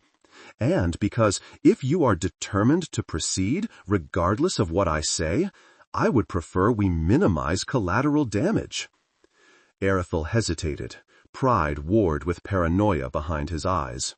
Or, Thalen added mildly, you can refuse, and I will inform the council that you declined to demonstrate the safety of your arrays. We'll see what they infer. Arithel's mouth thinned. You've grown teeth, he said. I always had them, Thalen said. You simply did not notice. Silence stretched. Then Arithel spun on his heel and stalked to a locked cabinet. He drew out a cylindrical device studded with sigils and wires. This, he said, setting it on the table with particular care, is the main control seal. It allows me to modulate draw from each node, individual dials for each array, feedback indicators for core strain. If anything approaches critical, I can cut the flow. Thalen stepped closer, studying the intricate rings. The device hummed faintly, like a hive of bees. How many arrays? He asked. 6 within effective radius of Valorin, Arithel said. 2 on the east ridge, 1 near the southern river bend, 1 beneath the old quarry, 1 at the western pass, and 1 deeper. Under the city, Thalen said. Arithel's jaw worked. It made strategic sense. Why rely on ambient scatter when we can tap into what's beneath our feet? Because what's beneath our feet is connected to everything else, Thalen said. Interconnected systems are more efficient and more prone to catastrophic failure, Thalen said. He traced a finger carefully, without touching, over the dial markings. Tiny etched glyphs indicated directions: east, south, west, down. Each dial had a smaller toggle for pulse disruption, a brief reversal in flow. "What does this one do?" he asked, pointing to the toggles. "Experimental feature," Erithel said, clearly pleased to explain. "If an array begins to resonate with a foreign core, say a fae, it can create feedback. This switch restructures the draw to a brief pulse, momentarily disrupting the link, like flicking a lamp off and on." Thalen's mind raced. "And if we timed those pulses," he said slowly, "we could observe effects." Erithel smiled, misreading his intent. "Exactly. You see the elegance then. With your subject connected to so many drains, we can test sensory impact when we adjust each individual node." He almost sounded giddy. "Yes," Thalen said, "we can."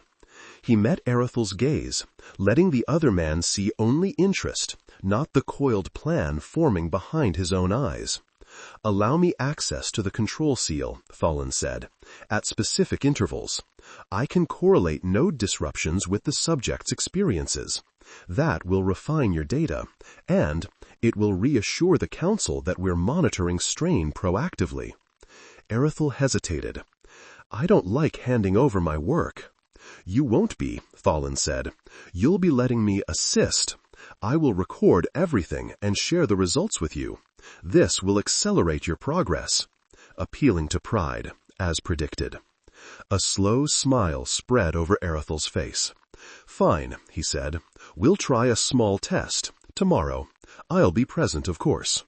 "Of course," Thalen said. As he left Erithel's lab, the control seal's hum still echoing in his ears, Thalen realized his hands were shaking inside his gloves. Not from fear exactly, from anticipation.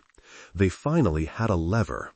Back in the sub-basement, Saren was waiting at the top of the stairs.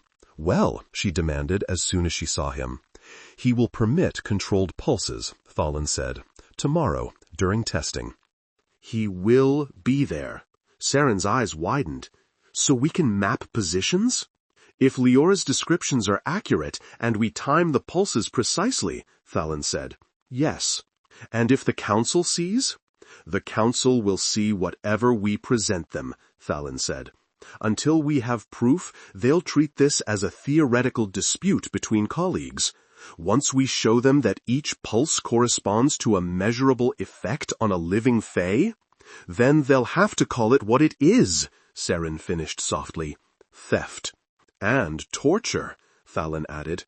He descended the stairs, each step echoing. The chamber door opened with its usual heavy scrape. Liora looked up as they entered. "Well," she said, "did you find your arrogant mentor?" "He is not my mentor," Thalen said. "And yes, we spoke. And," her chains clinked for emphasis, "and he will help us prove what he is doing," Thalen said, "because he cannot resist showing off." A slow smile spread over Liora's face, fierce and bright despite her exhaustion. "Good," she said. "Then let him dig his own grave.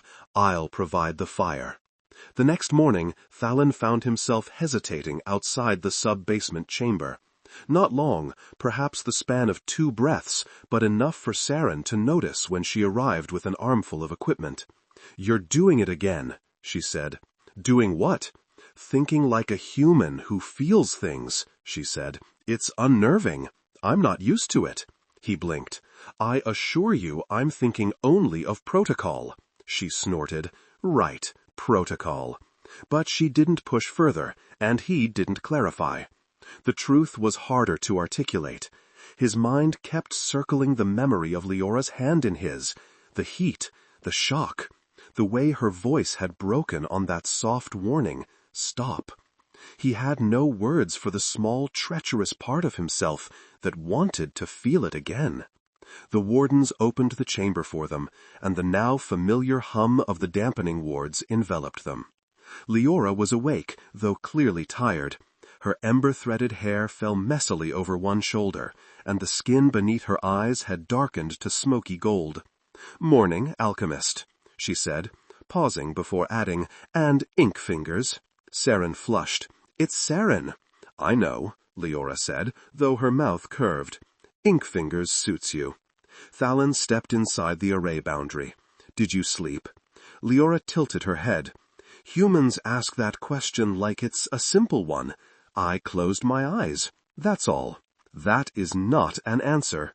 "It's the only one I have," she said, then winced, the faintest flinch, but real. "The pull was strong last night, stronger than before." Thalen exchanged a quick look with Saren. "Direction?" She lifted her chin slightly, eyes narrowing. "Down," she murmured, "like something is gnawing at the fire roots of the mountain." Saren shivered. "Maybe that's the deep node," she said to Thalen. "Arethel said one is under the city."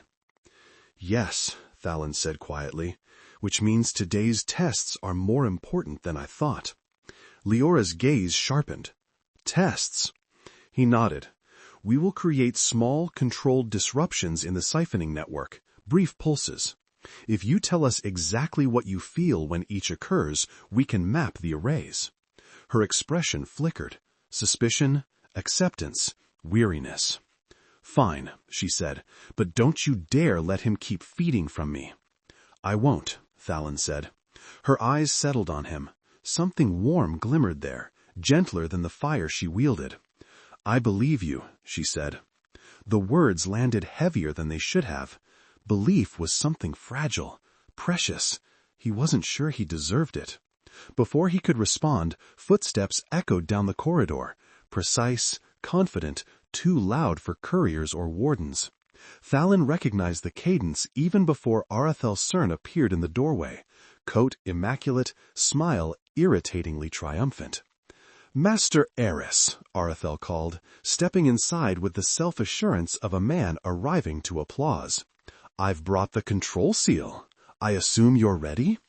Saren muttered something deeply unflattering under her breath. Liora went very still. Thalen moved between them without thinking. "Arethel," he said coolly, "thank you for your punctuality." "It isn't punctuality," Arethel said, holding up the cylindrical device as if it were a holy relic. "It's enthusiasm. You and I are on the brink of discovery, breakthroughs, Thalen, history." Thalen didn't trust himself to respond to that. Saren's glare said enough for both of them. Arethel strode closer to the array, but stopped well short of the boundary. "Fascinating creature," he murmured, studying Liora as if she were a glass specimen. "Even weakened, the field radiance is strong. You're certain she won't burst into flame?" Liora's lip curled. "I could." Yes, Arethel said dismissively, "but you won't, not while we record such valuable data." Saren stepped protectively near Thalen. "Master Aeris is leading the experiment." Arethel barely acknowledged her. As he should, but the seal's toggles are sensitive, best handled by their creator.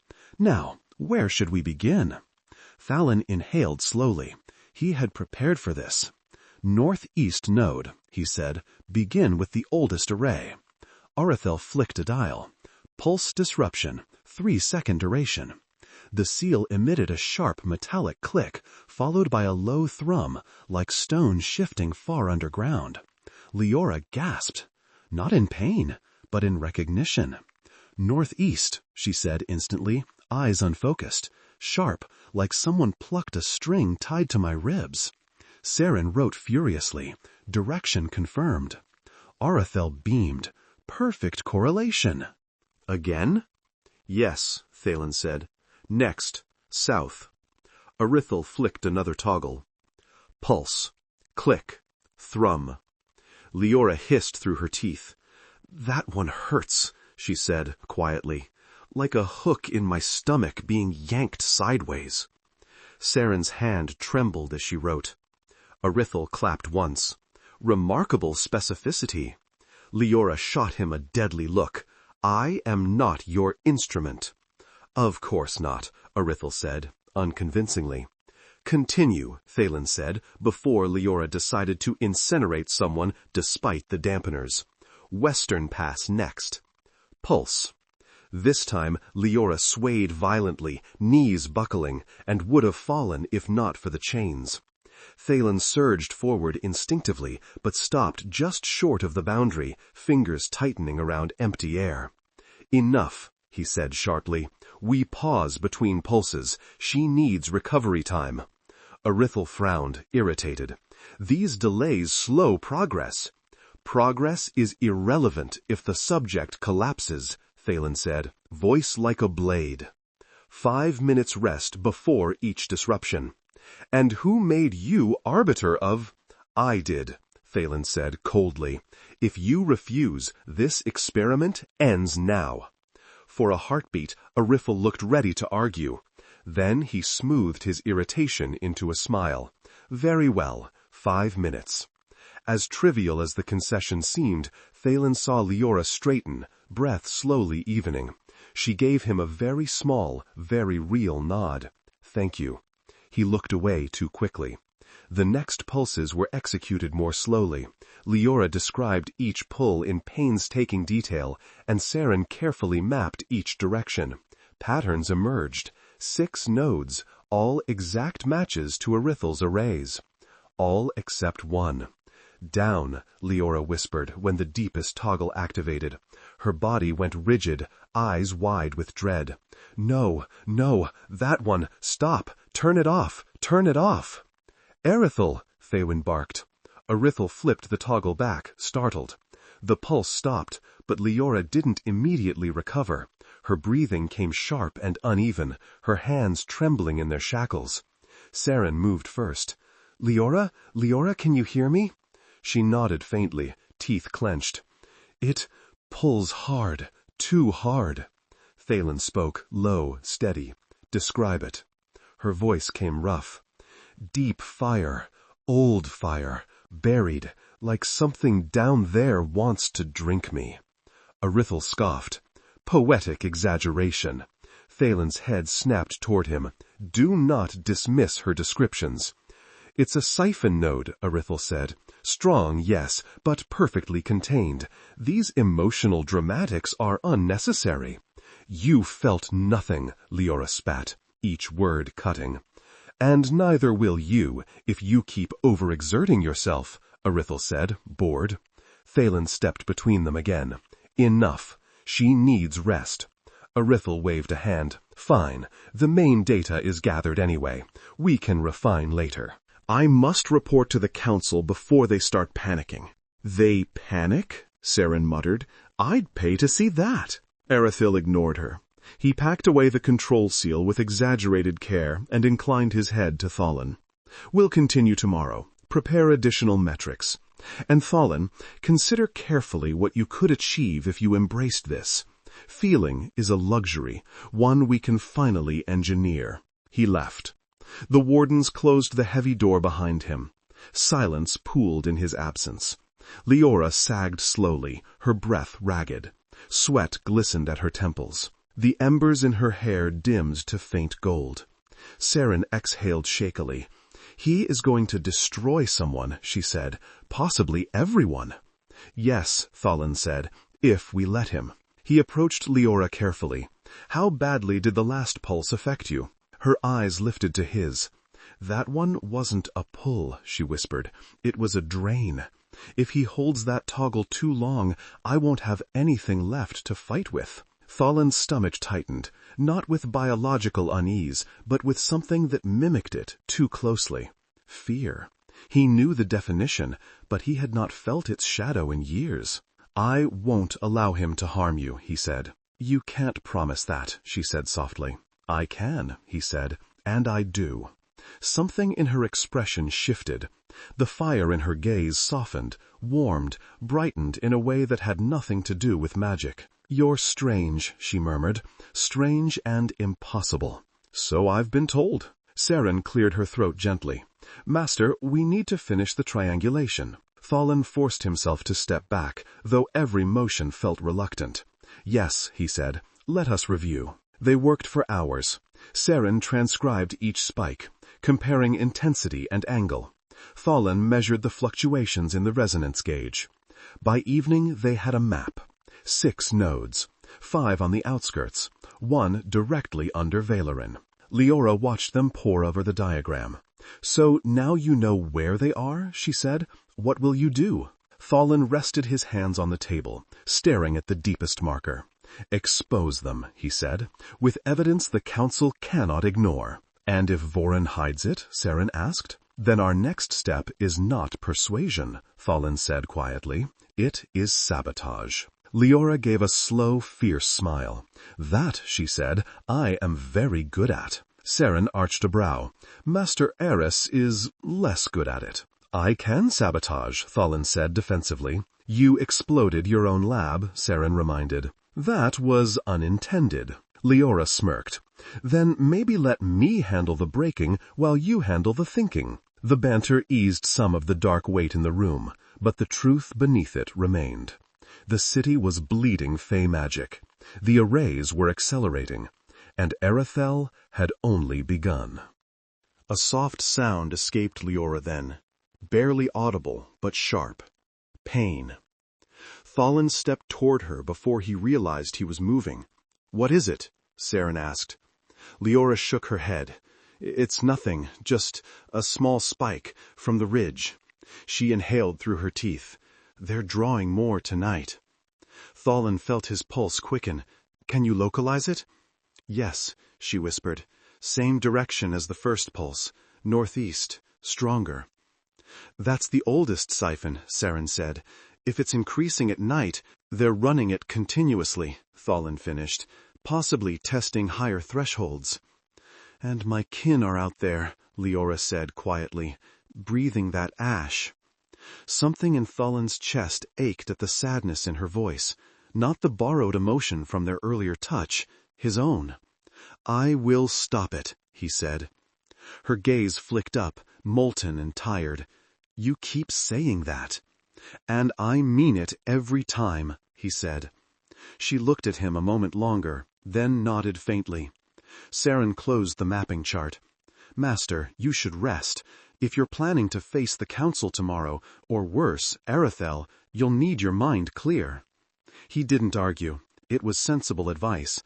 But as he turned to leave the chamber, Liora spoke again. "Thalen."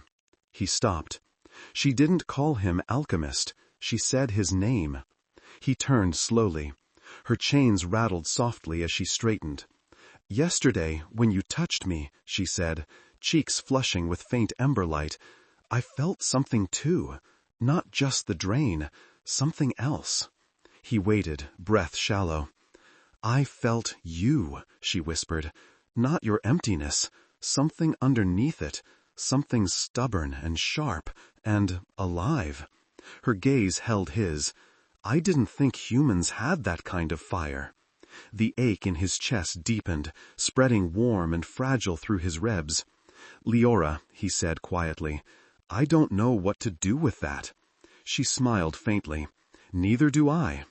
Seren coughed deliberately. "We should go."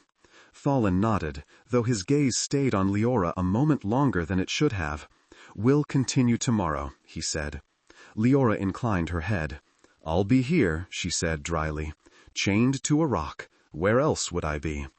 He hesitated, then said softly, "You won't be here forever." The words weren't logical. They weren't strategic. They weren't part of any plan. But they were true. For the second time since he met her, Liora looked startled. And just as before, a spark flared between them, unseen by the wardens, unnoticed by the Council, but undeniable to both of them. A spark of something neither had expected, something that would only grow hotter. Thalen and Seren left the chamber. As they ascended the long stone stairs, the runic lights flickering above them, Seren finally asked, "Master, what are you feeling right now?" He didn't answer immediately. He didn't know how to, but he didn't lie. "I am," he said slowly. Afraid. Saren's steps faltered. Afraid of what? He swallowed. Of losing something I have only just discovered. Outside, the night wind brushed cold across his cheeks. He didn't feel it, but the absence of warmth suddenly mattered in a way it never had before. Because he remembered what warmth felt like now. Because he wanted it back. Because it had come from her. And tomorrow, when the council demanded more tests, more contact, more draining, he suspected he would have to choose between obeying them and protecting her. The council summoned him at noon, not with a polite request this time, but with a warden at his laboratory door and a sealed order bearing all 5 sigils. Saren watched as Thalen cracked the wax. "Let me guess," she said. "They want more tests." "They want a demonstration," he said, scanning the lines, his mouth thinned, "of stability." Saren took the parchment when he offered it. Her eyes flicked across the text, growing darker with each line.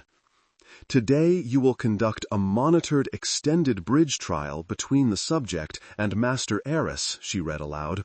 "Counselor Voran and Master Arethel Cern will observe. Successful stabilization will determine future protocol and investment." She looked up sharply. "They've turned this into a profit meeting?" "Of course," Thalen said. "People rarely say the word investment unless they mean someone else's cost." Saren's fingers crumpled the edge of the parchment. "You can't do it, not after what we saw yesterday. Liora nearly collapsed from brief pulses. An extended bridge while the arrays drain?" "I know," he said. "Then refuse," she said. "Refusal is not an option they understand," he said. "Deflection is." She stared at him. "You're planning something." "Yes," he said. "And I will need both your help and Liora's." Saren folded the decree slowly. "Does this plan involve you dying? Because I should know in advance if I'm going to have to yell at your corpse." "Unclear," he said. "But I prefer to think not." "That's not reassuring," she muttered. "It is all I have," he said. They descended to the sub-basement together. The wardens outside Chamber 3 straightened at the sight of the council seal. "She is ready," one said. "Mostly." Thalen disliked that word. He entered. Liora was sitting against her chains, shoulders tense, eyes half closed. The embers in her hair barely glowed. They looked like cold coals, faintly luminescent only in the deepest strands. She looked up when he approached. "So," she asked, "am I to be burned or bottled today?" "Neither," he said, "if I can prevent it." Her gaze sharpened. "That sounds like human for something worse is coming." "Accurate," he said. "The council wants an extended bridge. Arethel believes he can stabilize my sensory pathways by using you as a conduit while the arrays siphon from the deep node." Her jaw tightened. "He wants to make you permanent." "Yes," he said, "at the cost of draining you." "And at the cost of every fae tied to those arrays," she said. "If he stabilizes that link, he won't stop with you." "I am aware," he said, "which is why today we will break his machine." Saren glanced uneasily at the humming walls. "You say that like it's a simple matter of knocking over a beaker." "Historically," Thalen said, "I am very effective at breaking things when I am not careful enough. Today, I intend to be strategic about it." Liora's mouth curved slightly. "How?" He drew closer, lowering his voice even though the wardens remained at a distance. "The arrays are connected," he said. 6 nodes, 1 network. Yesterday's pulses proved that. If we disrupt them all at once, we may be able to trigger a controlled collapse. "Controlled?" Saren repeated skeptically. "Relatively," he said. "And by collapse," Liora said slowly, "you mean force the siphoning channels to fold in on themselves, break the pathways so they can no longer draw from fae cores. The ambient nodes may go dormant, the deep one will be difficult. But if we can disrupt its pattern long enough, it may reset to a lower equilibrium. Or explode, Saren said. Or that, he acknowledged. We will attempt to reduce that likelihood. Liora watched him with that unsettling stillness of hers. Why bring me into this? You could try to break the arrays without me. I could, he said, but the network is already tied to you. Your essence feels the strain before any instrument measures it. If we miscalculate without your feedback, the backlash could spread along lines we do not see. And if the backlash spreads through me? She asked. He flinched, barely. Then I have failed. She studied his face, searching for something. He let her look. You're willing to risk my core to stop them, she said finally.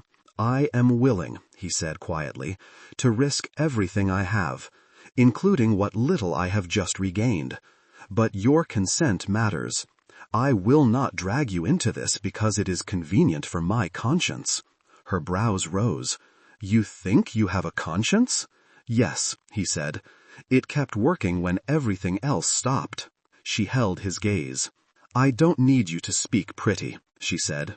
We both know something has to give.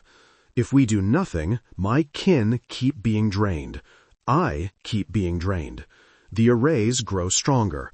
He gets his bottled emotions. Either I burn slowly in pieces, or I fight back and risk burning all at once. Her mouth twisted. It isn't much of a choice. Still a choice, he said. Yours. She inhaled deeply, then let it out. When she spoke again, her voice was steady. Then I choose, she said. I choose to fight. If I'm to be a conduit either way, I'd rather be one that breaks the chain, not binds it tighter. Saren exhaled shakily. You're both mad. Yes, Liora said. It helps. Thalen felt a strange, fierce pride rise in him. It wasn't logical. It didn't need to be. Very well, he said. Here is what we do. He outlined the plan. Arethel would bring the control seal to the deep array chamber beneath the city, a place only a handful of people had ever seen. The council wanted the demonstration there, at the heart of the network. Thalen had requested that location, citing the need for accurate readings. In truth, he wanted proximity to the main node.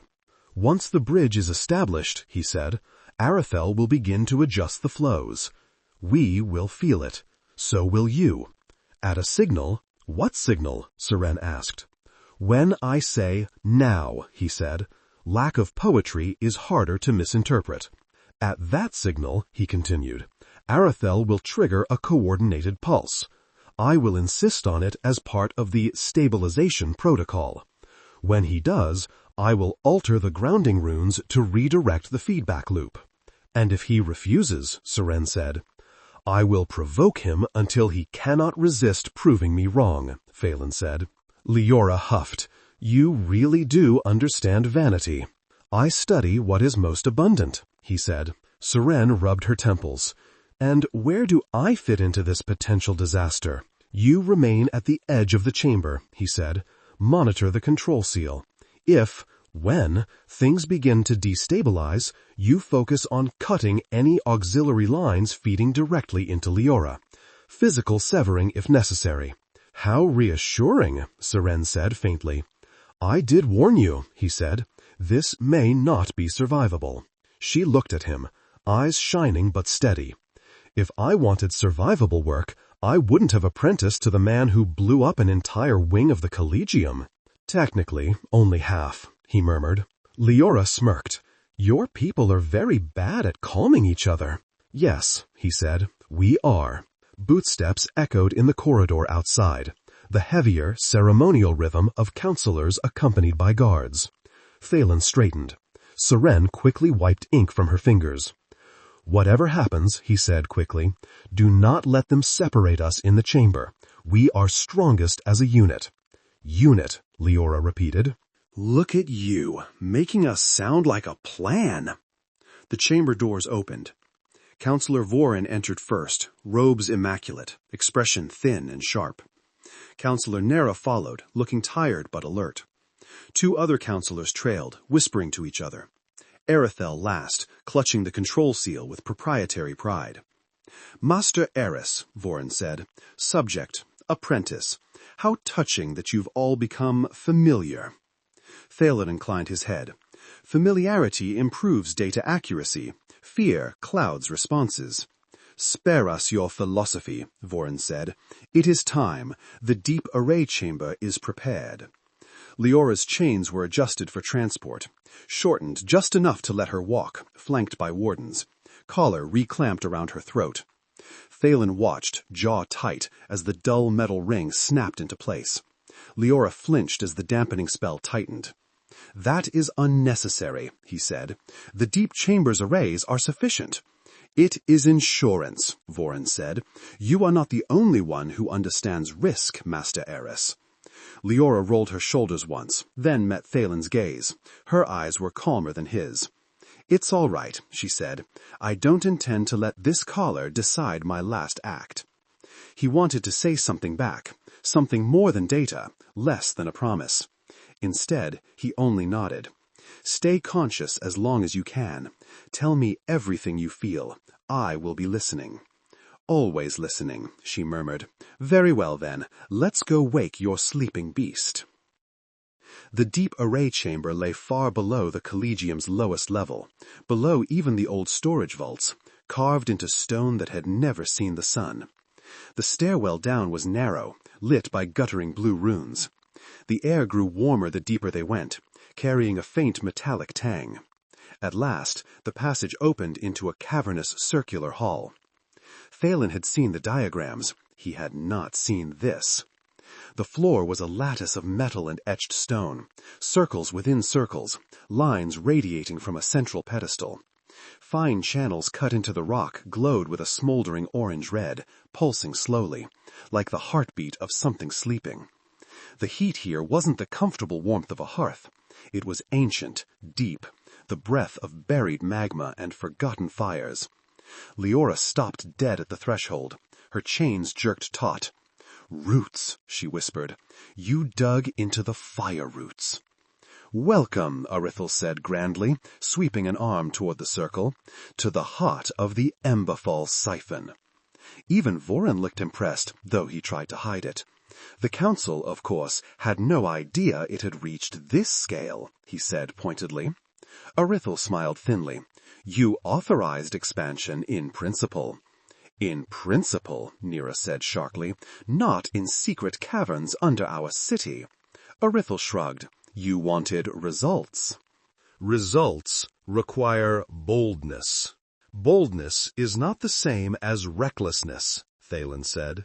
"Says the man whose lab exploded," Arithel shot back. Saren tensed.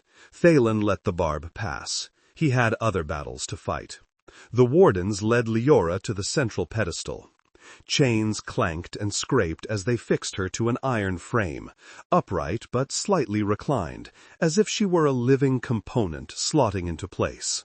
The collar clicked into a socket at the back, linking her to the glowing channels in the floor.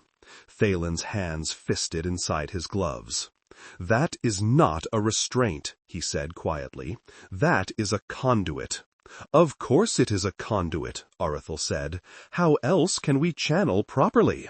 Liora swallowed, copper hair clinging damply to her temples. The latent fire in the room seemed to answer her presence, brightening a fraction. "I hate this," Saren whispered. Thalen's throat felt tight. He ignored it. Arithel set the control seal into a niche at the edge of the circle. Runes flared in response, lines connecting seal to floor, floor to collar, collar to Liora. "All right," Arithel said. "First we stabilize baseline flow. Then, Master Aeris, you will join us here at the center. Physical contact with the subject, guided by my modulation, will bring your senses online in stages. No more glancing flickers, full restoration." "And the arrays," Thalen asked. "You will be increasing draw to feed the process." "Briefly," Arithel said. "Think of it as priming a pump." Liora closed her eyes, breathing slow. "What will your people feel while you prime your pump?" she asked. Minor discomfort, Arthel said, necessary for a greater good. She laughed once, spoken like every tyrant in every tale. He ignored her. Thalen glanced at Seren. She stood near the control niche, as planned, within reach of the seal's base. Her expression was blank in a way he recognized, the blankness she wore when she was terrified and forcing herself not to show it. Vorun and the other counselors took their positions on a raised walkway circling the chamber. Nera lingered closer than the rest, eyes narrowed as she studied the lines in the floor. "Master Aeris," Vorun called, voice echoing. "We're waiting." Thalen stepped carefully onto the central circle. Heat seeped through his boots, real physical heat, not the remembered kind. The nearer he came to Liora, the louder the hum grew, not just in the stone, but in him. Her eyes opened as he approached. Ember gold met pale gray. "You don't have to do this," she said softly. "Yes," he said, "I do." He reached for his glove, paused, then tugged it off. His bare hand looked more fragile here under the ruddy light. He held it up between them, searching her face. "May I?" he asked. Something trembled in her gaze. Fear, determination. Something else. "Yes," she whispered. Their fingers met. This time he braced. It didn't matter. The surge hit like the opening of a floodgate. Heat poured up his arm, through his chest, into his skull. Sensation roared into every nerve. The bite of stone under his feet, the sweat on his back, the sting of air in his lungs. Emotion followed, wild, tangled. Her fear braided with his, her stubbornness wrapping around his own, her anger at the arrays like a blade. He could feel her, not just as warmth, but as a presence, sharp, fierce, brilliant. He clung to her hand as if it were the only solid thing in the world. "Begin modulation," Vorun's voice called. "Gladly," Arethel said. The control seal clicked. The deep node woke. The hum in the floor leapt to a roar. Liora stiffened, a strangled sound tearing from her throat. Fire flared under her skin, tracing lines along her arms and neck like molten veins. Thalen felt it, every thread. "Intensity northeast increased by 20%, Arethel called cheerfully. "Deep node drawing to match." Leora's nails dug into Thalen's palm. He didn't mind. He welcomed the anchor. "Focus on your sensations, Thalen, not hers. What do you feel?" "Everything," Thalen crowned out. "Too much." "Good," Arethel said. "We'll refine. Increase deep draw by another 10. Liora gasped. The collar at her throat flared, runes burning white-hot. "Stop!" Nera snapped from the walkway. "She's at strain." "She can handle it," Arethel said, eyes fever-bright. "Look at the readings." Thalen didn't care about the readings. He cared about the way Leora's breath hitched, the way her pulse raced under his fingers. "Her core is overdrawn," he said. "If you keep this up." "Then you will both cross the threshold together," Arethel said. "Exactly as designed." Thalen's blood ran cold. "Both?" "Of course," Arethel said. "Your pathways are linked now. Her fire carried into your hollow channels. If I stabilize the resonance at the right moment, the pattern will imprint. You'll be permanently rewired. She'll be weakened, perhaps, but stable." "Stable?" Liora wheezed. "Like a drained river." Arethel waved a hand. "She'll live. Isn't that enough?" "No," Thalen said. Arethel's smile faded. "You would throw away your chance to feel again? For this?" He jerked his chin at Liora, as if she were an inconvenient component. "Think, Thalen, with full sensation restored, imagine your work. Your precision married to passion. You could redefine alchemy. You could remake the world." Thalen stared at him. I don't want the world you're making, he said quietly. For a heartbeat, no one spoke. Then Voren snarled. We did not come here to listen to your moral dithering. Proceed, Arethel. The council requires proof, and you shall have it, Arethel said. His fingers moved on the seal. The deep node flared. Heat slammed into them from below. Liora screamed, a raw, ripped sound, and the half-formed fire in the channels surged toward her, through her, into Thalen. For a moment he felt everything she had ever felt. Childhood warmth around a fae hearth, wind through burning treetops, laughter flashing like sparks, terror as the first siphon pulled the fire from the land. His own emptiness gaped, a vast echoing well. The borrowed fire poured in, trying to fill it. It was too much. His knees buckled. Only the chains holding Liora upright kept him from collapsing entirely. "Master!" Saren shouted. "Hold the line," Voren barked. "Do not interrupt." Thalen's vision blurred. Through the haze, he saw Saren's white-knuckled grip on the control seal's base, her eyes wide and horrified. He saw Nera leaning forward, lips moving in a curse. He saw Arethel, eyes shining with triumph. "Almost there," Arethel whispered, fingers pausing over the deepest toggle. "Just a little more alignment, and it will lock." The roar in Thalen's head peaked, a siren's scream. Through it all, one thing cut clear. Liora. He could feel her burning. He could feel her breaking. He had spent years chasing the ghost of sensation, telling himself that if he could only feel again, it would all be worth it.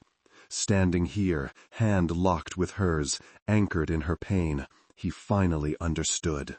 Feeling was not worth the cost of her. "Thalen," she gasped, voice shredded. "Let go!" "No," he said. He tore his hand from hers.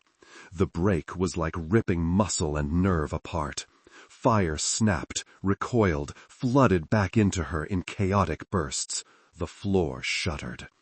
Arethel shouted, lunging for the deepest toggle. "Idiot! You'll destabilize!" "Now!" Thalen roared. The word cut through the chaos like a blade. Saren moved. She flipped the emergency override on the control seal, something Arethel had bragged about but never properly explained, and jammed her palm against the grounding rune Thalen had subtly scribed there earlier.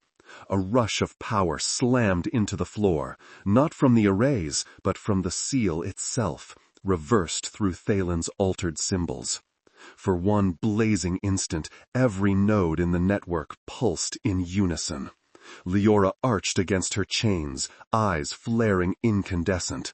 Light exploded along the channels, a blinding surge of molten color that raced outward, up, through the stone. Outside, the city shuddered. Bridges thrummed, towers vibrated. Somewhere far above, windows rattled, lanterns flared, fires guttered. In the deep chamber, the resonance became a scream. Arethel's triumphant expression collapsed into panic. "What have you done?" he shrieked, scrabbling at the seal. "The flow's reversing." "Exactly," Thalen said through gritted teeth. The feedback hit the outer nodes first, northeast, south, west, slamming into siphons that had been greedily drawing for months, forcing them to cough their stolen fire back into the lines. Then it raced toward the city's heart, toward the deep node. The floor cracked. Stone moaned. Runes flared white, then red, then a painful, searing blue as the old magic beneath the mountain reacted to the intrusion. "Shut it down!" Voren bellowed. "Shut it down, Cern!" "I'm trying," Arethel cried. "The seal isn't responding. It's overloaded." "Because it's feeding itself," Saren shouted, eyes blazing with a wild kind of clarity. "You built a loop with no release." Thalen staggered toward Liora. She was still bound to the frame, body shaking with the force of the reversed flood. Fire poured through her like a storm. If it didn't find a safe path, it would tear her core apart. He reached for her again. "Don't," she gasped. "You'll be caught." "I know," he said. Their fingers met a second time. The bridge snapped into place, but differently now. Not her fire filling his emptiness, but the two of them sharing a surge that neither could contain alone.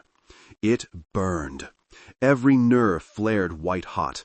Every breath tasted of smoke. His heart hammered like a trapped bird. He heard himself make a sound, somewhere between a laugh and a sob. Liora's head fell forward, forehead touching his shoulder. He felt the heat of her, the weight, the trembling. "Take it," she whispered against his neck. "Take as much as you can. Help me push it back." He had no training for this, no measurements, no equations, only instinct. He opened himself. Not to drain her, to share the weight, to give the rampaging energy another path. It tore through him, an inferno racing along dried riverbeds. Old scars flared, then fractured, then shifted. Somewhere deep inside, the pattern of his broken pathways cracked and rearranged. Fire flowed into places that had been dust. Nerves that had lain dormant for years sparked awake, screaming. He screamed with them. Around them, the chamber became a blur of light and sound. Runes bursting, stones splitting, counselors shouting, Saren yelling his name. His knees gave out. Only the frame held him upright now, his hand still locked with Liora's. He felt her fading. "No," he rasped. "Stay with me." "I'm trying," she whispered, voice thinned. He poured everything he could into her. What? He didn't know. Will, stubbornness, the raw human refusal to let this be the end. The deep node shuddered. Thalen felt it, not as a distant hum, but as a presence. Old, heavy, wounded by the siphons. Furious. "We're stopping it," he said aloud, though he wasn't sure whether he spoke to Liora or the buried fire. "We're closing the wounds. Help us." For a heartbeat, there was nothing. Then the pressure shifted. The flood that had been clawing upward slowed, thickened, turned sideways. Through him, through her, out into the cracked channels, not as violent spikes, but as slower, staggering pulses. It hurt, but it was directed now, controlled. Together they pushed. One by one, the outer nodes sputtered and went dark. The feeding lines snapped, leaving only residual warmth.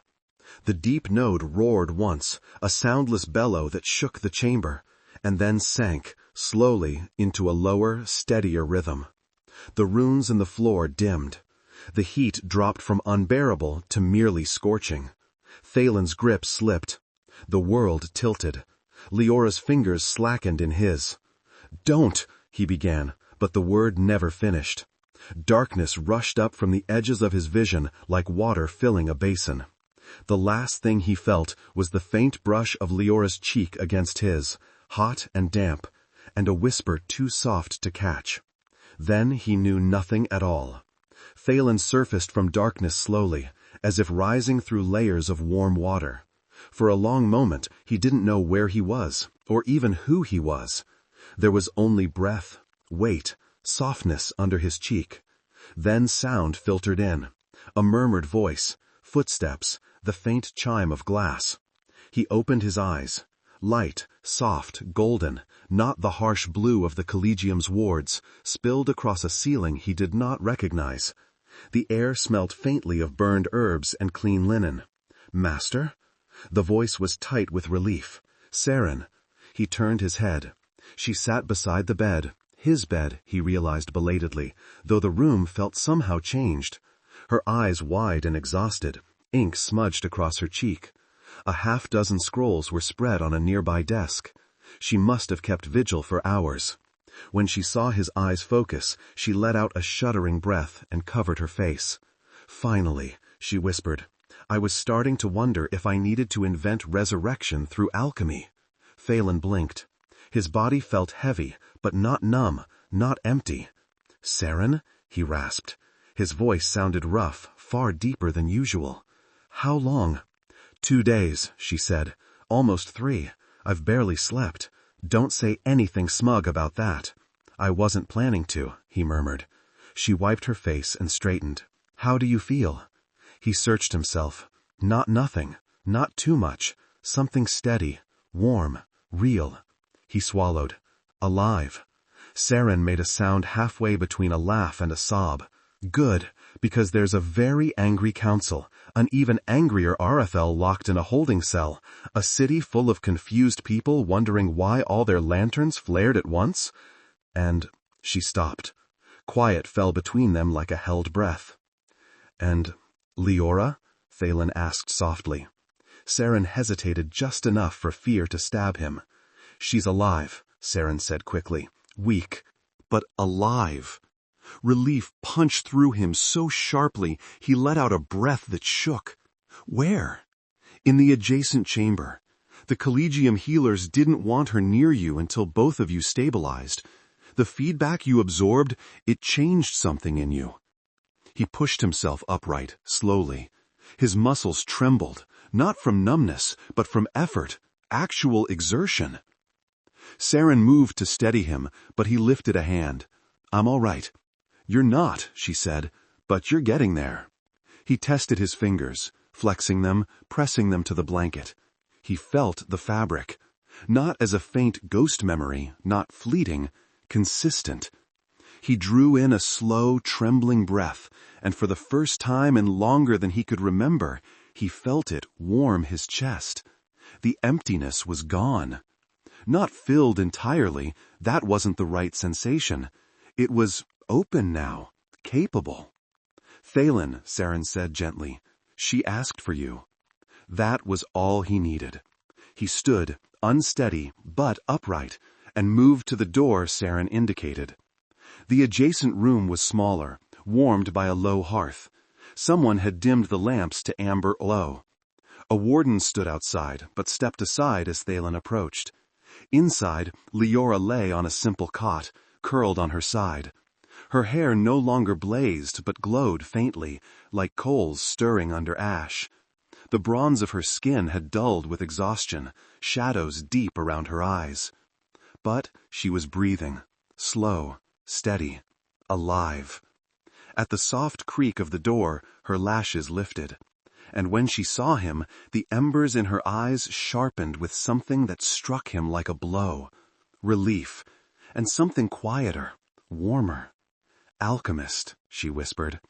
He crossed the room and sank onto the floor beside her cot, unable to trust his legs any further. Up close, she looked fragile in a way he had never imagined. No fiery defiance, no biting humor. Just a woman who had given more than she should have. Her fingers shifted weakly toward him.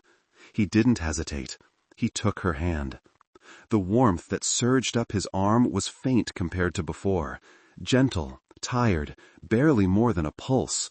But it was hers, and he felt it. She inhaled sharply. You can feel that? Yes, he said quietly. Emotion caught in her throat. Thalen.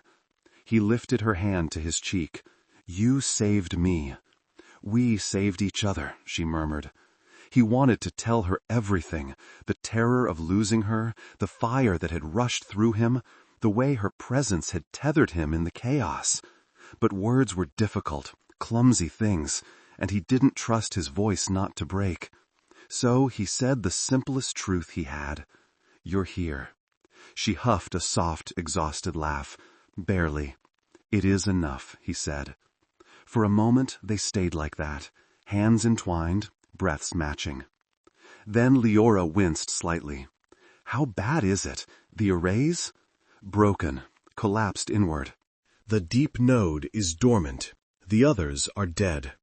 Her eyes fluttered shut in relief. My kin will feel the change. They already have, Saren's voice said from the doorway. She stepped inside, quieter than usual. Reports came this morning. Fae scouts saw sparks returning to some burned groves. The earth is warming again. Liora swallowed hard. Good. But, Saren continued, lifting a satchel of documents, the council is Complicated. That is their natural state. Counselor Nera is furious with Erethel and Vorun both, Seren said. She's initiating a formal inquiry. Vorun insists you acted recklessly. But Erethel is in containment, raving about variables and lost opportunity. Opportunity, Liora muttered. He wanted to hollow me out. And me, Thalen said. Liora studied him. But you stopped him. We stopped him, he corrected. Seren cleared her throat. There is also pressure from outside. Fae envoys arrived this morning. Not an attack, more like watchful curiosity. They want to see her. Liora tensed. My people? Yes, Seren said. But the council is insisting she remain under Collegium supervision until her core stabilizes. Thalen frowned. She should not be restrained. She isn't, Seren said. Not anymore. The healers removed the collar last night. She's free, technically, but not released. Leora's jaw tightened. Humans and their words. Thalen looked at her hand in his. So warm, so alive. I will not let them treat you as a specimen, he said. Not after everything you've risked. You don't get to decide that alone, Alchemist, she said softly. No, he agreed. But I intend to influence the outcome. Seren smirked. He's been doing a lot of that lately. Leora's gaze softened again. Thalen, what comes next? He opened his mouth. Then closed it. Because he didn't know. Not truly. He wasn't the same man he had been before the deep chamber. His senses had returned. Imperfect, still settling, but real. Emotions, too. Messy, raw, unpredictable. He was suddenly aware of everything.